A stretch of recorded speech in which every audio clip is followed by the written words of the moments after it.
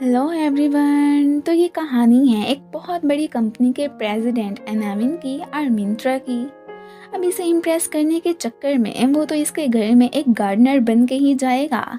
सो क्या बाद में रियलिटी को जान के वो इसे एक्सेप्ट कर पाएगी या नहीं, ये सब जानने के लिए हम फिर स्टोरी की जानिब बढ़ते हैं। ड्रामे की स्टार्टिंग में हम हमारे हीरो एनाविन की मॉम को देखते हैं। आज ऑफिस में स्पेशल उनके छोटे बेटे के लिए मीटिंग अरेंज की गई थी। फर्स्ट टाइम वो सभी को उससे इंट्रोड्यूस करवाने वाली थी। घर पे तो वो साहब थे ही नहीं। उनकी डॉटर इन लॉ फोन पे ये बात करके उन्हें बता ही देती हैं। अब अनाविन तो सपने में ऐसे दिख रहा होता है जैसे कोई बहुत ही अमेजिंग पर्सनैलिटी वाला सेलिब्रिटी हो, पर रियल में उसका हुलिया तो बिल्कुल भिखारियों जैसा ही लग रहा था। ऑफिस लेट ना जाने के डर से उसने रात गाड़ी में ही बिता दी थी कि फिर यहीं से सीधा वहाँ चला जाऊंगा, पर क्या फ़ायदा, अब तो काफ़ी लेट हो चुकी थी। ड्रेसिंग भी वो फिर यहीं से ही चेंज करने लगता है, ऊपर से गाड़ी भी ख़राब हो जाती है। वो तो अब अपने ड्राइवर की बाइक लेके ही वहाँ से निकल पड़ा था। अब फिर इधर ही हम हमारी फीमेल लीड मिंत्रा को देखते हैं, जो कि एक मैगजीन कंपनी में ऐसा एडिटर जॉब करती है। वो भी कंपनी की तरफ से फर्स्ट टाइम ही एनामिन का इंटरव्यू लेने जा रही थी। इधर उसकी नज़र एक छोटे से बच्चे पे पड़ती है, जो कि पढ़ने की उम्र में फ्लावर बेच रहा था। उसके पेरेंट्स को तलाश करते करते वो तो अब वहाँ से भाग ही जाता है। इसकी गाड़ी का टायर पंक्चर देख के एनामिन इसे बताने की ट्राई करने लगा था, पर इसने तो उसे एक ठरकी ही समझ लिया होता है कि ऐसे खामखा में मेरा पीछा कर रहा है। पता नहीं दुनिया में कैसे कैसे लोग आ जाते हैं। ये अब कॉल करके इस बारे में अपनी फ्रेंड प्राई को बता देती है। वो पहले ही इसका वेट कर रही थी। एनामिन का तो एक्सीडेंट इसी की गाड़ी से ही होते होते बचता है। ये फिर अब वहाँ से निकल के उल्टा उसी पे ही भड़क जाती है कि अच्छा ही हुआ, देखा ना मुझे फॉलो करने का अंजाम क्या हुआ है। अब फिर ये उसे बताता है कि जो तुम समझ रही हो ऐसा कुछ नहीं है, मैं जस्ट तुम्हारी गाड़ी का टायर ख़राब होने वाली बात ही तुम्हें बताना चाहता था। अब ये जो तुमने मेरा इतना नुकसान किया है, चलो सारे पैसे निकालो। मीटिंग में एनाविन टाइम पे नहीं पहुंच पाया था। मोम तो अब सबके सामने काफ़ी एम्बैरस हो जाती हैं। इनकी बहस के दौरान प्राई भी ऊपर से आ ही गई थी। इस वक्त इनके पास पैसे तो नहीं थे, पर वो कंपनी का कार्ड इसे देती है कि हमसे फिर रब्ता कर लेना। अब बाद में जब वो इसका आईडी कार्ड मांग के देखता है तो उसकी हंसी ही निकल जाती है कि यहाँ पे तुम्हारी फ़ोटो कैसी लग रही है। ये भी फिर इस बात से चिढ़ ही गई थी। खैर वो तो अब इसका कार्ड वापस ही नहीं करता कि जब तक तुम मेरे पैसे नहीं दोगी तब तक ये मैं नहीं देने वाला हूँ। ये तो अब गुस्से में कंपनी ही आ गई थी। दोनों ही अनजान थी कि जिस पर्सन का इंटरव्यू लेने आई हैं उसी से तो वो पहले ही मिल चुकी हैं। इसे तो इस हुलिये में गार्ड तक अंदर जाने ही नहीं दे रहा होता। प्राव का इरादा तो आज एनामिन का दिल जीतने का ही था। अब इधर उसकी टक्कर पेरेंट से होती है, जो कि एनामिन का ही बेस्ट फ्रेंड है, और वो इसी कंपनी में जॉब करने ही पहुंचा होता है। फर्स्ट मुलाकात ही इनकी कोई खास अच्छी नहीं हुई थी, और यही फिर हमारे ड्रामे का सेकंड कपल भी होने वाले हैं। मीटिंग में ना पहुंचने पर एनामिन की तो फिर मॉम से खूब टुक्काई भी हो जाती है। वो अपनी जगह बड़े भाई टी को ही इस कंपनी की रिस्पॉन्सिबिलिटी देना चाहता था, पर मॉम इस हक में नहीं थी कि डैड की ख्वाहिश थी कि वो तुम्हें प्रेसिडेंट बनाना चाहते थे, सो तुम ही ये सब संभालोगे। वो अब उनसे इस चीज़ के लिए 5 साल मांगता है। ये सुन के तो मॉम को उस पर और ही ज़्यादा गुस्सा आ जाता है कि ये क्या बात कर रहे हो। खैर फिर भी वो इसे सिर्फ 1 महीने का टाइम देती हैं कि तब तक तुम कंपनी के किसी भी अपार्टमेंट में जॉब कर लो। वो अब ड्राइवर का ड्रेस पहन कर निकलने की कोशिश तो कर रहा था, पर मॉम की नज़र उस पर पड़ ही जाती है। भागने के चक्कर में उसकी टक्कर फिर से मिंत्रा के साथ हुई थी। वो तो अब इसकी जान ही नहीं छोड़ रही होती कि आखिर तुम यहाँ पर क्या कर रहे हो। तो ये पहले ही पकड़े जाने के डर से था, इसलिए उसका हाथ पकड़ के ही वहाँ से जाने लगता है। वो इससे एनामिन का पूछती है कि क्या तुम उसे जानते हो, मैंने आज उसका इंटरव्यू लेना था, सो शराफत से बता दो कि वो कहाँ पे है। मॉम की नज़रों से तो वो बच गया था। ये तो मिंत्रा को एनामिन से मिलवाने के बहाने से बाहर ही ले किया गया था कि वो शायद पार्किंग लॉट में ही होगा, पर वहाँ पर तो कोई भी नहीं था। प्राई पेरेंट को छुपते देख के सरप्राइज के ये आखिर यहाँ पर क्या कर रहा है। इधर इसे तो मालूम हो चुका था कि इस बंदे ने उसे झूठ ही बोला है, फाइट के दौरान वो तो गिरने ही लगती है कि ये तो फिर उसे पकड़ ही लेता है और यहाँ पर फिर हमें एक रोमांटिक सा सीन देखने को मिलता है। इसी दौरान मिंत्रा का बॉयफ्रेंड आके इसे मुक्का ही मार देता है कि तुम्हारी मेरी गर्लफ्रेंड को छूने की हिम्मत भी कैसे हुई। वो अब इसे फिर बताने ही लगी थी कि जैसा तुम सोच रहे हो ऐसी कोई बात नहीं है। ये तो अब पेरेंट को मिलने के लिए बुलाता है और साथ में उसे मिंत्रा का कार्ड दिखा के कहता है कि देखो इस लड़की की वजह से आज तो मेरा पूरा दिन ही खराब जा रहा है। ये दोनों इंटरव्यू नहीं ला सकी थी तो बॉस से डांट भी पड़ जाती है। इनकी कंपनी को बैंकक्रप्ट होने से सिर्फ एनामिन का इंटरव्यू ही रोक सकता था जो इन्हें हर हाल में चाहिए था। इधर ये तो हरगिज़ भी कंपनी को ज्वाइन करने के मूड में नहीं होता और ना ही ये चाहता था कि मेरी कोई भी फ़ोटो मैगजीन में छपे। और बॉस ने मिंत्रा को कल जाके ही एनामिन से मिलने का ऑर्डर दे दिया था। आज तक किसी ने भी उसे नहीं देखा था, सो उनके लिए उसे ढूंढना मुश्किल था। वो बहुत साल बाद ही स्टडी करके वापस जो आया होता है। मोम तो अब इसे लेने पहुंच ही आई थी और काफ़ी गुस्से में भी लग रही होती हैं। इधर मिंत्रा के डैड किसी गैंगस्टर से कम नहीं लग रहे होते। वो आज अपने बॉयफ्रेंड को लेके घर ही आ चुकी थी। तकरीबन सभी को इनके रिलेशन का पता था।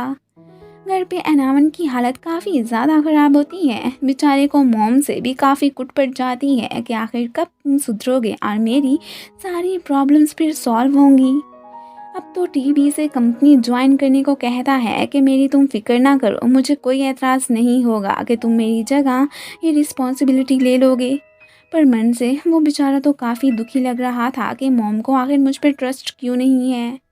मॉर्निंग ही मॉर्निंग मॉम इसे जगा के अपने साथ एक जगह पे चलने को कहती हैं। दूसरी तरफ एक प्लेस पे मिंत्रा को मॉम भी लेके पहुंची हुई थी कि तुम प्ले में पार्टिसिपेट करो और वो तो फिर इसे बाकायदा ऑडिशन देने के लिए भी कहती हैं। पर वो ऐसा करना नहीं चाहती थी कि ये मेरे बस की बात नहीं है। मॉम फिर इधर अपने बेटे को लेके बिल्कुल इसी जगह पे ही आ चुकी थी। अब यहाँ पर उसकी मुलाकात अपनी एक्स गर्लफ्रेंड थिप से भी हो जाती है, जो कि पहले ये कह के उसे छोड़ गई थी कि मैं तुम्हें सिर्फ अपनी फ्रेंड ही समझती हूँ और अब ये कह के उससे पैचअप करना चाहती थी कि मुझे एहसास हो चुका है कि मैं तुमसे लव करती हूँ। पर उसके दिल में अब इसके लिए फीलिंग्स बिल्कुल ख़त्म ही हो चुकी थी। ये आज एनामिन का इंटरव्यू लेने पहुंची हुई थी, तभी फिर ये सुनती है कि उसने एक अपार्टमेंट में ऐसा एम्प्लॉय वर्क करना स्टार्ट किया है। इसकी और पेरेंट की फिर से बहस हो जाती है। वो इसे अपनी कंपनी के न्यू एम्प्लॉयज़ से इंट्रोड्यूस करवाने को कहती है। मिंत्रा को ऑडिशन देते देख के इसकी हंसी ही छूट गई थी कि इसे बिल्कुल भी एक्टिंग करनी नहीं आती। इसकी एक्स थी जो कि ये काम करने में एकदम माहिर थी, फिर उसे ही सिलेक्ट किया जाता है। इधर ये तो उसे थीफ समझ के कंपनी से बाहर ही निकाल देता है। तभी अचानक इसे पता चलता है कि पेरेंट ने भी अभी अभी कंपनी ही ज्वाइन की है। वो समझती है कि शायद यही एनामिन है। मॉम गुस्से में कि इसने अपनी एक्स से पैचअप कर लिया है। ये बात तो थीप ने उनसे झूठ ही बोली थी। वो अब यहाँ पर अपनी मॉम से छुप के भागने ही लगता है कि तभी फिर से उसकी टक्कर मिंत्रा से हो जाती है। वो अब इससे अपना कार्ड मांगती है। मॉम से बच के तो वो फिर निकल ही गया था। ये जब उससे पूछती है कि क्या तुम ही एनामिन जो कि हर वक्त मैडम से भागते ही फिर रहे होते हो, वो अब उसे झूठ बोलता है कि नहीं वो तो मेरे बॉस हैं और मैं ही उन्हें पकड़ने के लिए भागा था। खैर वो तो फिर इसे ही लेके कंपनी जाने लगी थी। रास्ते में बच्चे से फिर से इसके पेरेंट्स का पूछने लगती है। ये तो गुंडों के यहाँ ही काम करता था। अब इससे पहले कि यहाँ पर इनकी गैंगस्टर से फाइट हो जाती, एनामिन मिंत्रा को लेके भागी जाना बेहतर समझता है। वो भी अब फिर इन्हें फॉलो ही करने लगे थे। ये बड़ी मुश्किल से उन्हें चकमा दे के भाग जाते हैं और यहाँ पर फिर हमें इनकी थोड़ी बहुत फाइट भी दिखाई जाती है। ये तो उनसे एक हीरो की तरह ही लड़ता है। यहाँ से जाते हुए वो तो फिर से गिरने ही लगती है कि ये उसे बचा लेता है। दोनों एक बार फिर से एक दूसरे के क्लोज आ गए थे।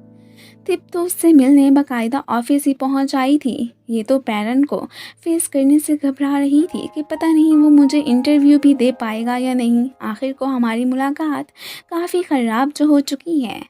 बाद में उसे आंट से बातें करते देख के इसे मज़ीद कंफर्म हो गया था कि यही एनामिन है। पर उन्होंने तो जस्ट इससे अपने बेटे का पूछने के लिए ही बुलवाया था। चलते चलते ये दोनों थक जाते हैं। हील्स पहनी होने की वजह से ये बेचारी तो फिर चल ही नहीं पा रही थी। वो इसे अपना जूता दे देता है। वो कहती है कि ये तो काफ़ी ब्रांडेड लग रहा है, तुम्हारे पास कैसे आया? तो यहाँ पर वो इसे बताता है कि ये तो मेरे बॉस का है। वो हैरान कि ये ठरकी इतना जेंटल भी हो सकता है, मैंने सोचा नहीं था। दोनों अब जैसे तैसे करके कंपनी पहुँच आए थे। प्राई भाग के इसके पास आती है कि मुझे एनामिन का पता चल गया है। ये सुन के ये हैरान के वो तो मैं हूँ, फिर ये किसे एनामिन समझ बैठी है। ये तो खुश खुश मिंत्रा को बताने लगती है कि पैरन ही एनामिन है, उसने आइडेंटिटी चेंज करके दूसरा डिपार्टमेंट ज्वाइन किया है। इनकी बातें तो चोरी चोरी एनामिन ने भी सुन ली थी। वो तो अब यही सोचने लगता है कि इन्हें जो भी मिसअंडरस्टैंडिंग हो चुकी है होती रहे, इसमें मेरा ही फायदा होना है। अब यहाँ पे ये दोनों भी उसे देख ही लेती हैं, तो वो अब मिंत्रा को उसके शूज़ दे के अपने लिए जाता है। पेरेंट इससे तो सख्त नाराज़ था कि तुम्हारी वजह से मैंने ये कंपनी ज्वाइन की है और एक तुम हो कि वर्क करने ही नहीं आते हो, ऊपर से तुम्हारी मॉम से भी मुझे डांट पड़ गई। वो तो इसकी बातों को इग्नोर करके उससे एक फेवर मांगता है। प्राई को इसके कहने पर ही इसने मिलने के लिए बुलवाया था। वो अब इसे एनामिन का पैगाम दे देता है कि उसने मुझे क्लियरली कह दिया है कि वो तुम्हारी कंपनी को इंटरव्यू नहीं लेना चाहता है, सो तुम अब मज़ीद उसे इंटरप्ट मत करना। ये तो समझ लेती है कि खुद एनामिन है और कैसे एक्सक्यूजेस बना रहा है। वो तो फिर भी हंस हंस के इससे बातें करने लगी थी। वो अब हैरान कि कितनी अजीब लड़की है, दुखी होने की बजाय बस दांतें निकाली जा रही है। अब जब ये चोरी चोरी इन्हें देखने लगी थी तो तब अचानक एनामिन ऐसे रिएक्ट करने लगता है कि जैसे उसे लगे कि मैं इसका ड्राइवर हूँ। वो भी परेशान था कि प्राई के साथ साथ लगता है मेरे फ्रेंड का दिमाग भी हिल चुका है। घर पे मिंत्रा को पता चला था कि मॉम ने एक मेड को फायर कर दिया है और उसकी मिस्टेक ये कि वो थिप की फ़ोटोज़ से बड़ी मैगज़ीन बाय करके लाई थी। अब फिर ये उन्हें बताती है कि वो बेचारी तो फर्स्ट पेज पे एक हैंडसम से बॉय से इम्प्रेस हो के ही ऐसा काम कर बैठी है। मॉम तो अब फिर उसे माफ़ कर देती हैं, जॉब से नहीं निकालती। ये फैमिली तो बिल्कुल कंजूसों की थी। मॉम तो बस अपनी लाइफ बिना पैसे लगाए ही मज़े की गुजारना चाहती थी। अब उनकी ये डिज़ायर भी थी कि प्ले में हीरोइन का रोल मिंत्रा को ही मिले। थिप तो उन्हें एक आंख भी नहीं भाई थी। अपनी आशा को पूरा करने के लिए वो बहुत तंत्र मंत्र करती हैं। सब घर वाले परेशान कि ये कहीं क्रेजी तो नहीं हो गई। वो तो जस्ट अपनी बेटी को सोसाइटी में पॉपुलर बनाना चाहती थी। फिर अचानक एनामिन की मॉम उससे मिलने के लिए कॉल करके अपने घर बुलाती हैं। ये रात को मॉम की नज़रों से बचने के लिए छुपते छुपाते घर में एंटर हुआ था, पर क्या फ़ायदा, रूम में तो वो पहले से ही मौजूद थी। ये तो अब फिर वहाँ से भाग के दूसरे रूम में ही घुस जाता है। खैर अब उनसे इसने एक बात मनवा ली थी कि टी को 1 मंथ का टाइम दे। अगर उसने कंपनी को फर्स्ट रैंक पे पहुँचा दिया तो आप मुझे प्रेसिडेंट नहीं बनाएंगी। अगर वो ऐसा ना कर पाया तो फिर मैं कुछ सोचूंगा। वो भी इसकी बात फिर मान ही लेती हैं, पर टी ये रिस्पॉन्सिबिलिटी लेने को रेडी नहीं था कि तुम ही ये सब संभालो। अब उसने बस जैसे तैसे करके अपने भाई को ही मनाना था। घर पे मिंत्रा की भाभी और भाई की जंग छिड़ी हुई थी। वो इसकी इस बात पर टुकाई करती हैं कि मुझे पता है कि तुम मुझे चीट कर रहे हो। वो फिर उसे तसल्ली देने लगता है कि ऐसी कोई बात नहीं है। अब बाद में जब सबको पता चलता है कि बस एक सपना देखने की वजह से उसने घर में ये हंगामा मचाया हुआ है, तो सबकी शक्ल फिर देखने वाली थी कि ये भी ना। मॉम अपनी बेटी को लेके एनामिन के घर ही आ चुकी थी। वो इसे देख के परेशान कि अब तो मैं पकड़ा ही जाऊंगा। भाग के अपनी सारी फोटोज छुपाने लगता है कि कहीं वो माँ बेटी देख ही ना ले। सर्वेंट को इसने इनको थोड़ी देर बाहर रुकने के लिए भेज दिया था, पर मॉम तो उसे पीछे करके इन्हें अंदर ही ले आती हैं और बाद में उससे वो पूछने लगती हैं कि आखिर तुम उनसे छुप क्यों रहे हो। वो कुछ नहीं बताता तो मॉम इसकी फ़ोटो बना लेती हैं कि अब मैं उन्हें ये ज़रूर दिखाऊंगी। खैर फिर दिखाती नहीं हैं कि चलो मेरा बेटा छुपने की कोशिश जो कर रहा है करता रहे। अब यहीं पे उसे जाते देख के फ़ौरन से इनसे मिलने के लिए कहती हैं।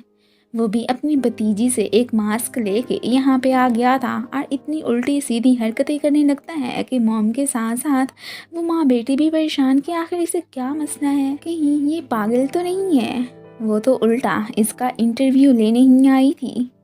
बॉस से कह के प्राई ने एनामिन को संभालने की रिस्पॉन्सिबिलिटी खुद ही ले ली थी कि अब किसी को भी हमारे बीच आने की कोई भी ज़रूरत नहीं है। मॉम तो अपने बेटे के आज के बिहेवियर से बहुत तंग आ चुकी थी। यहाँ पर वो इससे पूछ ही लेती हैं कि क्या तुम मिंत्रा को लाइक करते हो, और वैसे भी तुम उसके सामने आने से शर्मा क्यों रहे हो। खैर जी उनकी बातों को टाल के बस इतना ही कहता है कि मैं सिर्फ उससे अपनी आइडेंटिटी छुपाना चाहता हूँ। अब उसके साथ हुआ सारा इंसिडेंट वो तो फिर इन्हें भी बता देता है कि तब उसने मुझे ड्राइवर समझ के ठरकी भी कह दिया था, पर मैं उसे बस इतना एहसास करवाना चाहता हूँ कि किसी को उसकी अपीयरेंस से जज नहीं करते हैं। वो भी अब उसकी बात समझ ही लेती हैं। मिंत्रा इसे जाते देख लेती हैं और फौरन से भागी भागी इससे इंटरव्यू लेने आ ही रही थी कि ये तो अपना फेस छुपाता वहाँ से भागने की करता है। इस तरह वो इसे नहीं देख पाती। इधर ये पेरेंट को इम्प्रेस करने पहुंची होती है।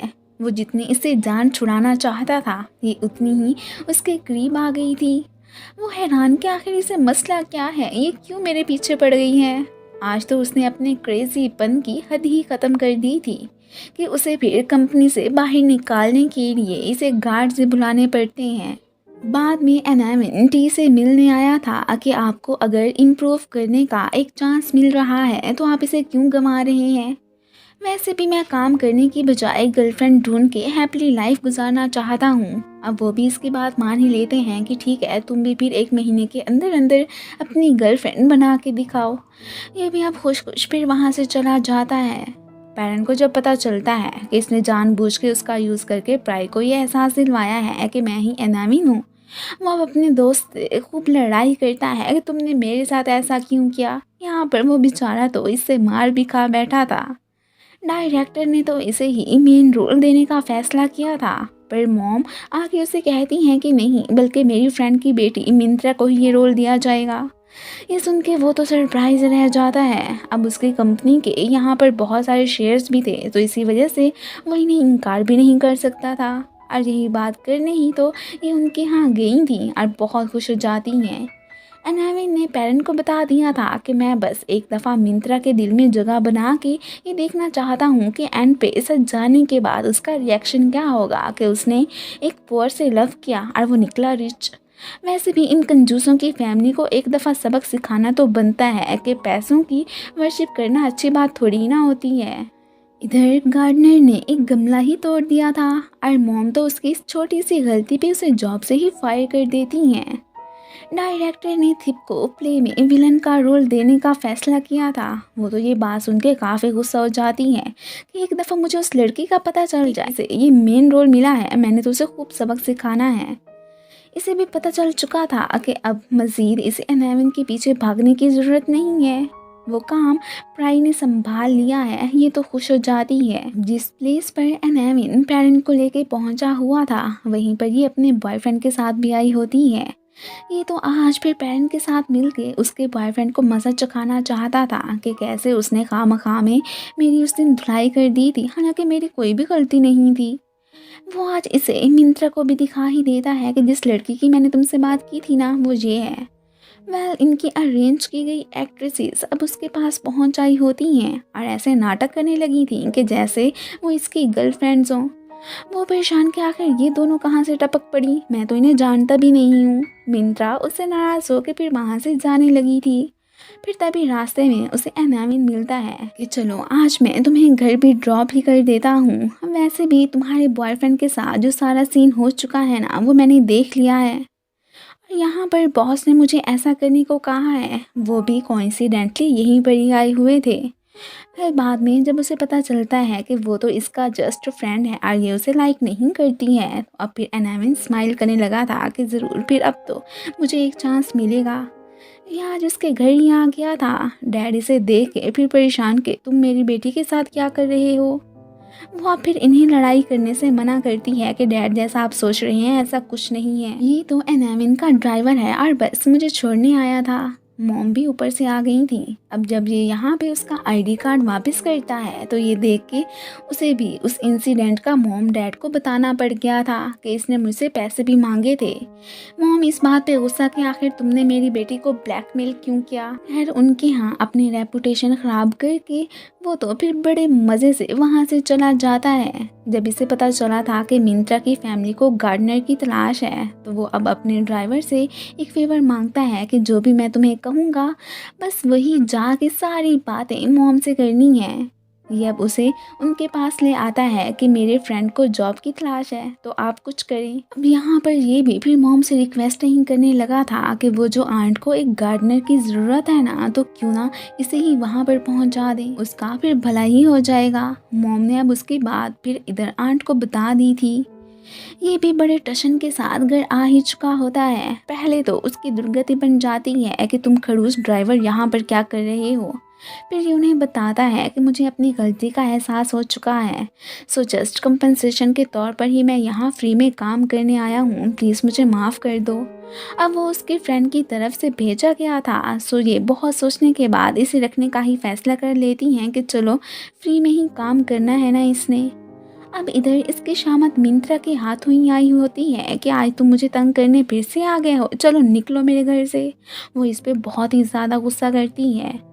मॉम को पता चल गया था कि उनका बेटा ही असल में गार्डनर बन के वहाँ पर गया है।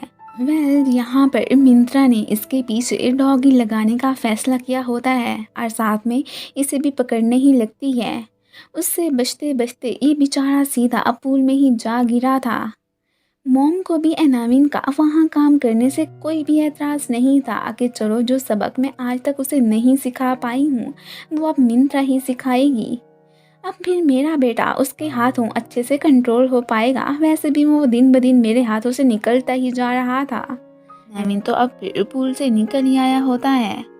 मिंत्रा इसे जॉब पर रखने को तैयार ही नहीं थी, पर मॉम फिर उसे किसी ना किसी तरह से कन्विंस कर ही लेती हैं कि एनाविन ने खुद इसे भेजा है तो हम क्यों ना रखें।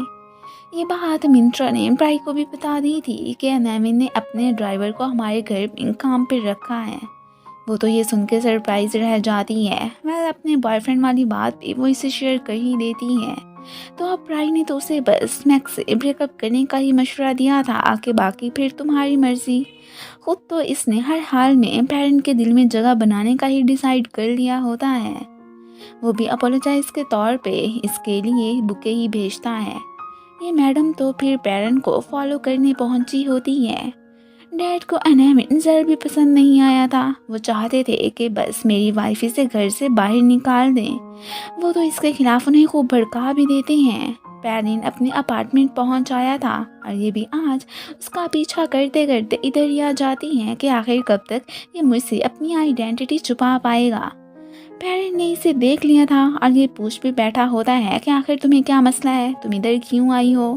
वो इसे अब झूठ बोलने लगती है कि मैं तो अपने लिए एक अपार्टमेंट ढूंढने आई थी, सो क्या कोइंसिडेंट है तुम भी यहीं पर ही रहते हो। मैक तो अब मिंत्रा से मिलने भी आ चुका था। वो देखता है कि किसी ने उसकी फ़ोटो सोशल मीडिया पे डाल दी है, तो वो काफ़ी भड़क जाता है।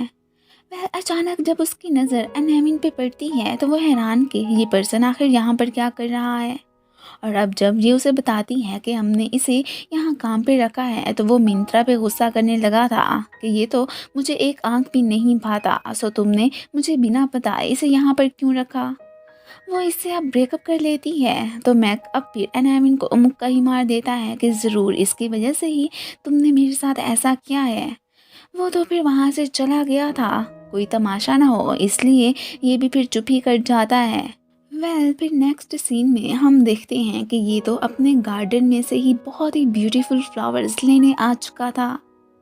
मॉम तो अब फिर इसे निकालने ही वाली थी कि ये उनके आगे यही एक्सपेंसिव गिफ्ट रख देता है।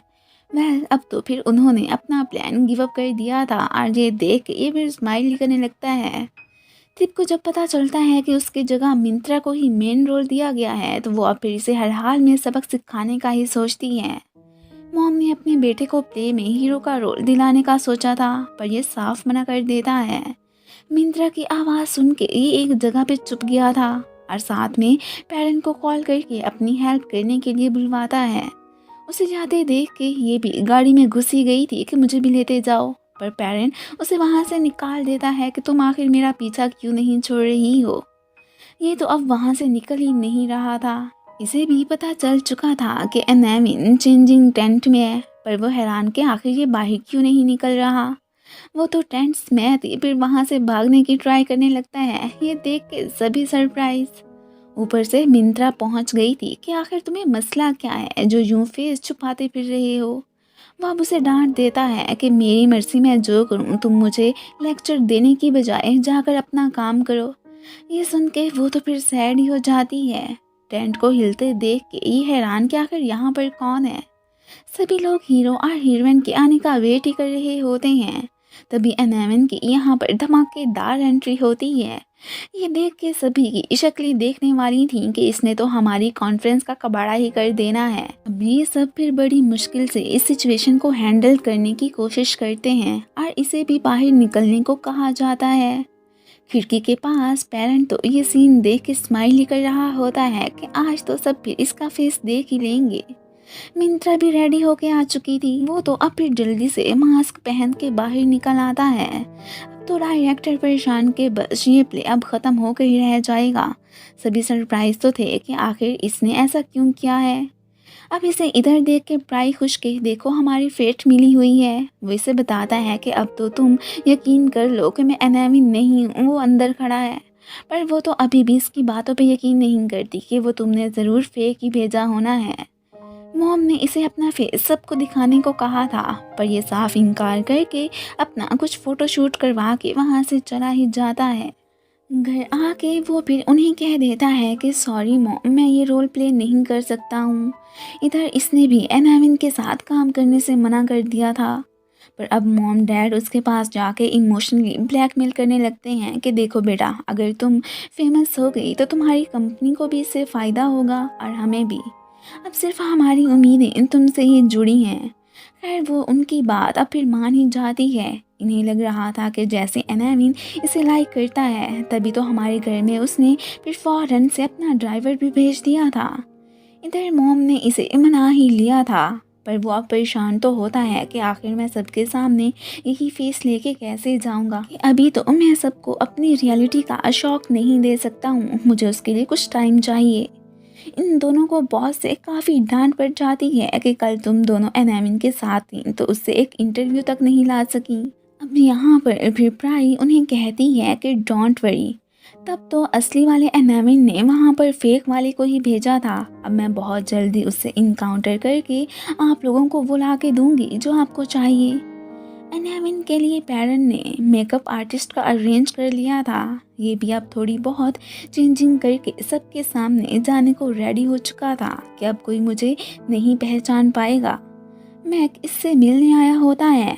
पेरेंट ने जानबूझ के थिप को मिलने के लिए बुलाया था कि वाकई में कोई इसे पहचान पाता है या नहीं। वो भी इसे कोई और ये समझ बैठी थी। जो भी था, खैर उसे तो इस पर्सन से फर्स्ट साइट लव ही हो जाता है। ये उससे ब्रेकअप का रीज़न पूछने ही आया था। वो तो इसके बस अजीब व गरीब बिहेवियर से ही तंग आई पड़ी थी। खैर जो भी था, ये बिगड़े हुए साहब तो मिंत्रा पे बिल्कुल भी गिव अप नहीं करने वाले थे कि जो भी है मैं तुम्हें अपनी लाइफ में वापस लाऊंगा। मिंत्रा आज भी रिहर्सल करने ही सेट पे आई थी। इसे पता था कि नवीन भी इधर ही आने वाला है। वो खुश हो जाती है। यहाँ पे इसकी टक्कर फिर उससे हो ही गई थी। अब इसके पूछने पे ये वो उसके क्लोज आके बताता है कि मैं तो एनाविन हूँ। ये सुन के वो तो सरप्राइज रह जाती है। प्राई उसके रूम के बाहर पहुंची होती है और इतनी देर से वो वहाँ पर खड़ी ही रहती है और जाने का नाम ही नहीं ले रही होती। इस बात से उसे फिर इस पर बहुत ही गुस्सा आ जाता है। डायरेक्टर को एनाविन काफ़ी हॉट एंड हैंडसम लगा था। ये अपने गार्डनर को ही अपना मैनेजर बना के यहीं पर लाता है कि अगर मुझसे कोई गड़बड़ी हो गई तो यही संभाल लेगा। यहाँ पे काम करने की वो कुछ कंडीशंस वगैरह भी बताता है और ये भी मैं अपनी मर्जी से ही सीन सेलेक्ट करूँगा और पहला होगा किसिंग सीन। ये सुन के मिंत्रा की शक्ल फिर देखने वाली होती है। वो तो अब काम करने से मना कर देती है। इसने प्राई की शिकायत स्टाफ को लगा दी थी कि ये बहुत तंग कर रही है, इसे निकालो यहाँ से। वो फिर उसके सामने अपना रोना रोती है कि देखो बस इससे मेरी थोड़ी बहुत लड़ाई हुई है, मैं बस अपने बेबी की खातिर ही इससे पैचअप करना चाहती हूँ और ये है कि मुझसे नाराज़ है। वो भी फिर अब इसे बाहर नहीं निकालती। डायरेक्टर इसे जाने से रोकने लगते हैं। ऊपर से एनाविन आ जाता है। वो अब बाद में इसे छेड़ने भी लगा था कि आखिर तुम्हें किसिंग सीन करने में क्यों प्रॉब्लम हो रही है, कहीं ये तो नहीं लग रहा कि उसके बाद तुम्हें मुझसे लव हो जाएगा। वो वाकई में इसकी बातें सुन के काफ़ी चिढ़ गई थी। खैर हिम्मत करके शूटिंग करने आ ही जाती है। ये दोनों जा ही रहे होते हैं कि लॉन शार्क्स आके पैरन को पकड़ लेते हैं।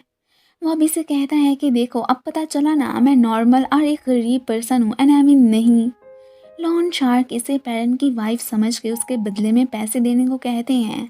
तो ये सुन के अब खुशी खुशी कुछ मनी उन्हें दे देती है कि जो भी है इन्होंने मुझे पैरन की वाइफ तो समझा।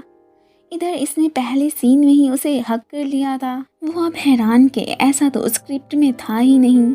इसलिए वो अब एनामिन की खूब दुर्गत बना देती है कि तुम आखिर मुझे समझ क्या रहे हो कि तुम जो करोगे मैं चुप करके बर्दाश्त कर लूँगी। इसी दौरान दोनों एक साथ फिर नीचे ही गिर जाते हैं। सभी लोग फिर इसे किस करने को कहने लगे थे कि इस तरह हमारा ये सीन भी हो जाएगा। तभी ऊपर से अचानक मैक्स साहब आ जाते हैं और वो तो एनामिन को डांटने ही लगा था कि आखिर तुम्हारी हिम्मत भी कैसे हुई मेरी गर्लफ्रेंड को टच करने की। अब यहाँ पे ये भी उस पर भड़क जाती है कि मेरा और तुम्हारा ब्रेकअप हो चुका है और वैसे भी मैं यहाँ पे काम ही कर रही थी, अब नेक्स्ट टाइम मुझे डिस्टर्ब करने की कोई भी ज़रूरत नहीं है। पर वो तो हर हाल में इस पे गिव अप करने को तैयार ही नहीं था, इसलिए गुस्सा करता हुआ फिर वहाँ से चला जाता है। ये भी अब फिर डायरेक्टर से सॉरी बोलती है कि मैक की वजह से यहाँ पे प्रॉब्लम क्रिएट हो गई है। दूसरी तरफ उसे तो लग रहा था कि जैसे प्राई तो अब जान ही चुकी है कि मैं एनामिन नहीं हूँ, पर ऐसा तो कुछ भी नहीं होता। उसे तो अभी लग रहा था कि ये बस नाटक ही कर रहा है। दूसरी तरफ घर पे मिंत्रा की फैमिली को पैसों की बहुत ही ज़रूरत होती है और वो तो फिर इसकी मिन्नतें ही करने लगे थे कि प्लीज़ अगर तुम्हारे पास कुछ सेविंग्स वगैरह हैं तो हमें दे दो। वो बेचारी परेशान कि मैं इन्हें कहाँ से ला के दूँ। इस वक्त इनके यहाँ पैसों की बहुत कमी हो चुकी थी। इधर इसने अपने ड्राइवर को वार्न कर दिया था कि ये जो मैं अब 3 रोल प्ले कर रहा हूँ इसके बारे में किसी को बताने का सोचना भी मत। तभी यहाँ पे इनकी नज़र एक पर्सन पे पड़ती है और वो कोई और नहीं बल्कि इसकी भाभी ही थी, जो कि अपने पति को ड्रंक हालत में देख के काफ़ी परेशान हुई थी कि कहीं मॉम इन्हें देख ही ना ले। पहले इनका रिलेशन अच्छा नहीं है, अब ऊपर से मॉम भी आ जाती हैं। ये इन लोगों को फ़ौरन से वहाँ से भेज देता है और फिर खुद मॉम को हैंडल करने लगा था। मॉम डैड तो फिर मिंत्रा के पास ही पहुंचे होते हैं। उन्हें पता चल चुका था कि इसने तो मैक्स से ब्रेकअप कर लिया है, इसलिए वो यहाँ पर मिंत्रा को अब एनामिन को पटाने के लिए कह के ही जाते हैं। वो बेचारी परेशान तो हो गई थी कि अब मैं क्या करूँ। इधर फिर मॉम इन्हें नहीं देख पाई थी, ये फिर रिलीफ ही फील करते हैं।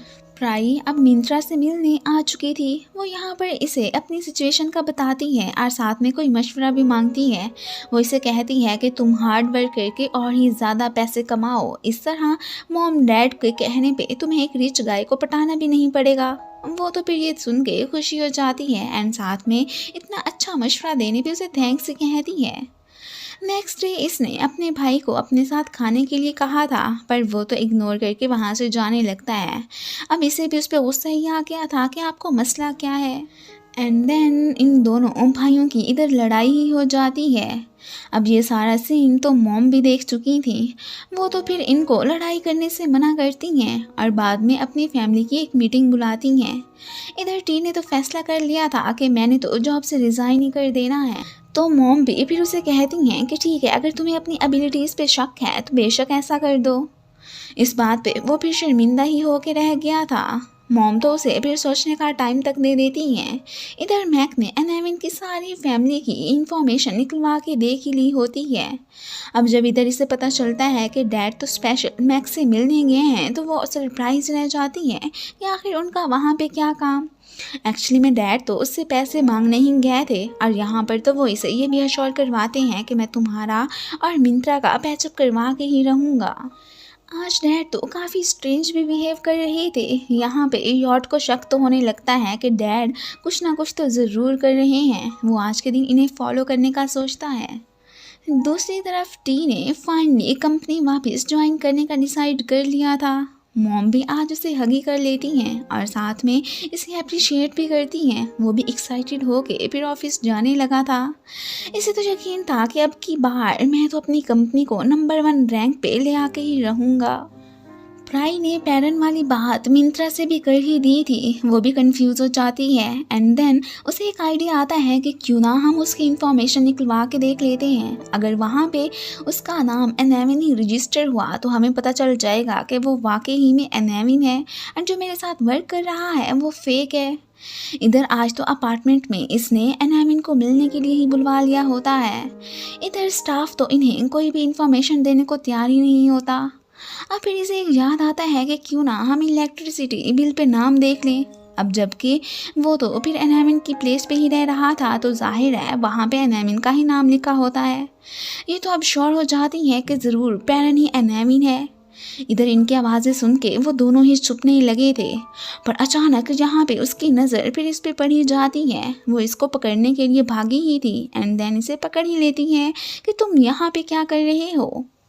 इधर प्राई इलेक्ट्रिसिटी बिल लेके इसके अपार्टमेंट ही आई होती है। यहाँ पे इसे अश्योर करवाने लगा था कि देखो मैं तो अपने फ्रेंड के अपार्टमेंट ही रहता हूँ तो जाहिर सी बात है उसी का नाम ही यहाँ पे होना है। मैं वो तो उसकी बातों पे यकीन बिल्कुल भी नहीं करने वाली थी। इधर ये हैरान होकर उसे पूछ ही रही होती है कि आखिर तुमने इतना सूट बूट किसका पहना हुआ है। तो वो उसे बताता है कि ये तो मेरे बॉस का ही है। अब यहाँ पर ये उससे ये भी पूछ बैठती है कि आखिर तुम्हारा बॉस पैरिन है या कोई और। वो बेचारा आगे से बस स्माइल ही कर देता है। तभी जब ड्राइवर इसे देखता है तो वो इसे बॉस ही कहने लगा था। अब तो इस पे और ही शक हो जाता है कि तुम इसे बॉस क्यों कह रहे हो। अब फिर बड़ी मुश्किल से ये इस सिचुएशन को हैंडल करते हैं। अब ड्राइवर तो उसे कहता है कि मैंने तो जस्ट इसे बड़े लोगों के सामने ऐसा करने को सिखाने के लिए ही कहा था। वो अब इसके साथ सेट पे ही चलने लगी थी। ये बेचारा परेशान कि अब तो चाहे मैं पकड़ा ही जाऊं।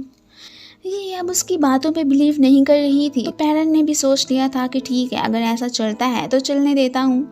वो यहाँ पे इसके सामने थोड़ा बहुत रोना धोना धोता है कि मुझे पैसों की ज़रूरत है। वो तो फ़ौरन से इसे देने को रेडी ही हो गई थी।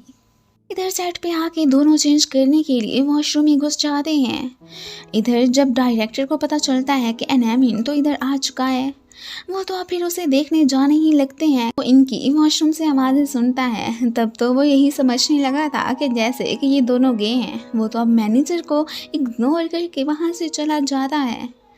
इधर फिर मिंत्रा एनाविन से मिल ही चुकी होती है। वो इसे इसका आईडी कार्ड मांग के पूछने लगी थी कि मुझे अभी के अभी दिखाओ, पर इस वक्त वो उसके पास नहीं था। और यहाँ पे वो तो इससे फ्लर्ट करने की भी कोशिश करने लगता है। तो अब उसकी कहानी खींच लेती है कि देख लो मुझे पता है कि तुम फेक ही हो, अब जानबूझ के ऐसा नाटक करना बंद करो। तभी इसे फिर अपनी भाभी की कॉल आती है कि मुझे पता चला है कि तुम्हारा भाई तो एक इंटरटेनमेंट स्पॉट पर गया हुआ है। वो फिर वहाँ पे जाने ही लगी होती है तो एनाविन भी उसके साथ ही जाता है और साथ में उसने तो अपने इन ड्राइवर को भी कॉल करके वहाँ पे बुला लिया था। ये दोनों अब उस प्लेस पे आ चुके होते हैं। एक आदमी मिंत्रा को छेड़ने लगता है तो तब फौरन से एनाविन आ जाता है। अब यहाँ पे उसकी नज़र अपने भाई पे पड़ ही चुकी थी। वो उसे बताता है कि मैं तो डैड को देखने ही इधर आया था। ये सुन के वो तो सरप्राइज रह जाती है। इधर डैड एक लड़की के साथ घूम रहे होते हैं। तभी एनाविन उन्हें देख लेता है एंड देन उसे कहता है कि अगर नेक्स्ट टाइम आप ऐसी हरकत नहीं करेंगे तो मैं फिर आपकी हेल्प करने को तैयार हूँ।